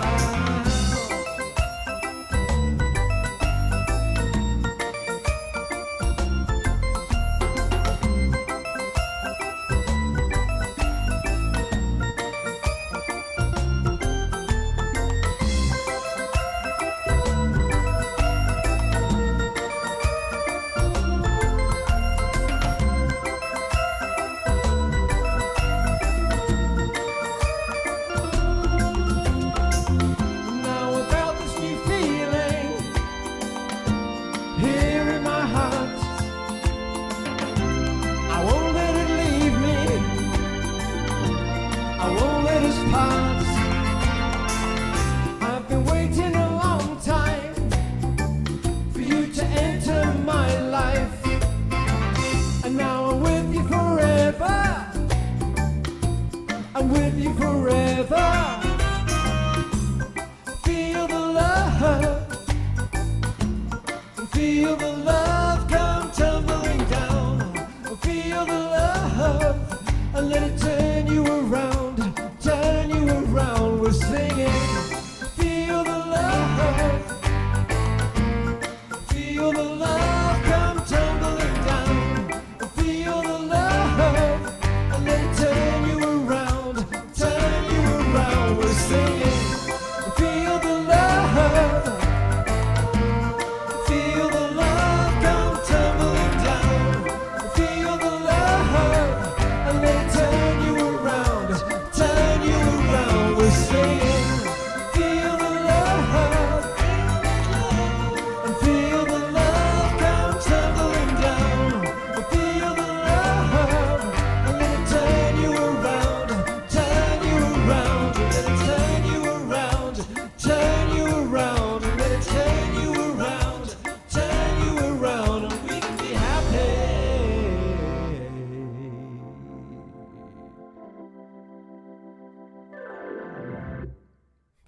Oh, perfect song to conclude a wonderful, wonderful evening. I see hearts flying and so appreciative you're all still with us. Over 3 hours later, look at everybody still with us. Thank you so much, including Pookie Lee and Bob, where it's got to be, they're in Central Time, so it's after 11 o'clock there. So thank you. Do you guys still have your Sunday morning program tomorrow? Yes, we do. We do, yeah. We stream live every Sunday morning at 9 a.m. Central, 10 a.m. Eastern, so it'd be 7 a.m. Pacific. Wow. On Pookie's YouTube channel.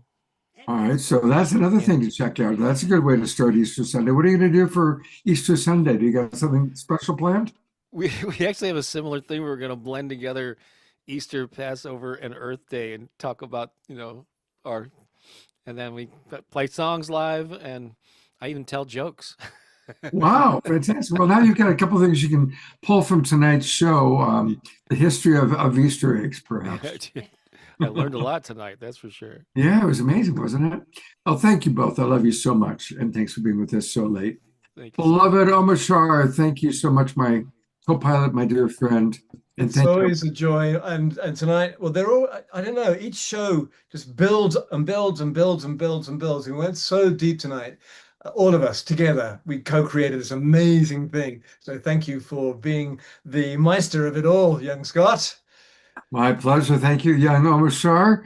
And I look forward to seeing all of you on Wednesday night. Have a very happy, beautiful Easter. And let's really embrace the spirit of resurrection, the spirit of new life, the spirit of really ascending into the light. Let's stay hopeful and inspiration and shine our light of love onto each and every one that we encounter. Thank you, everybody.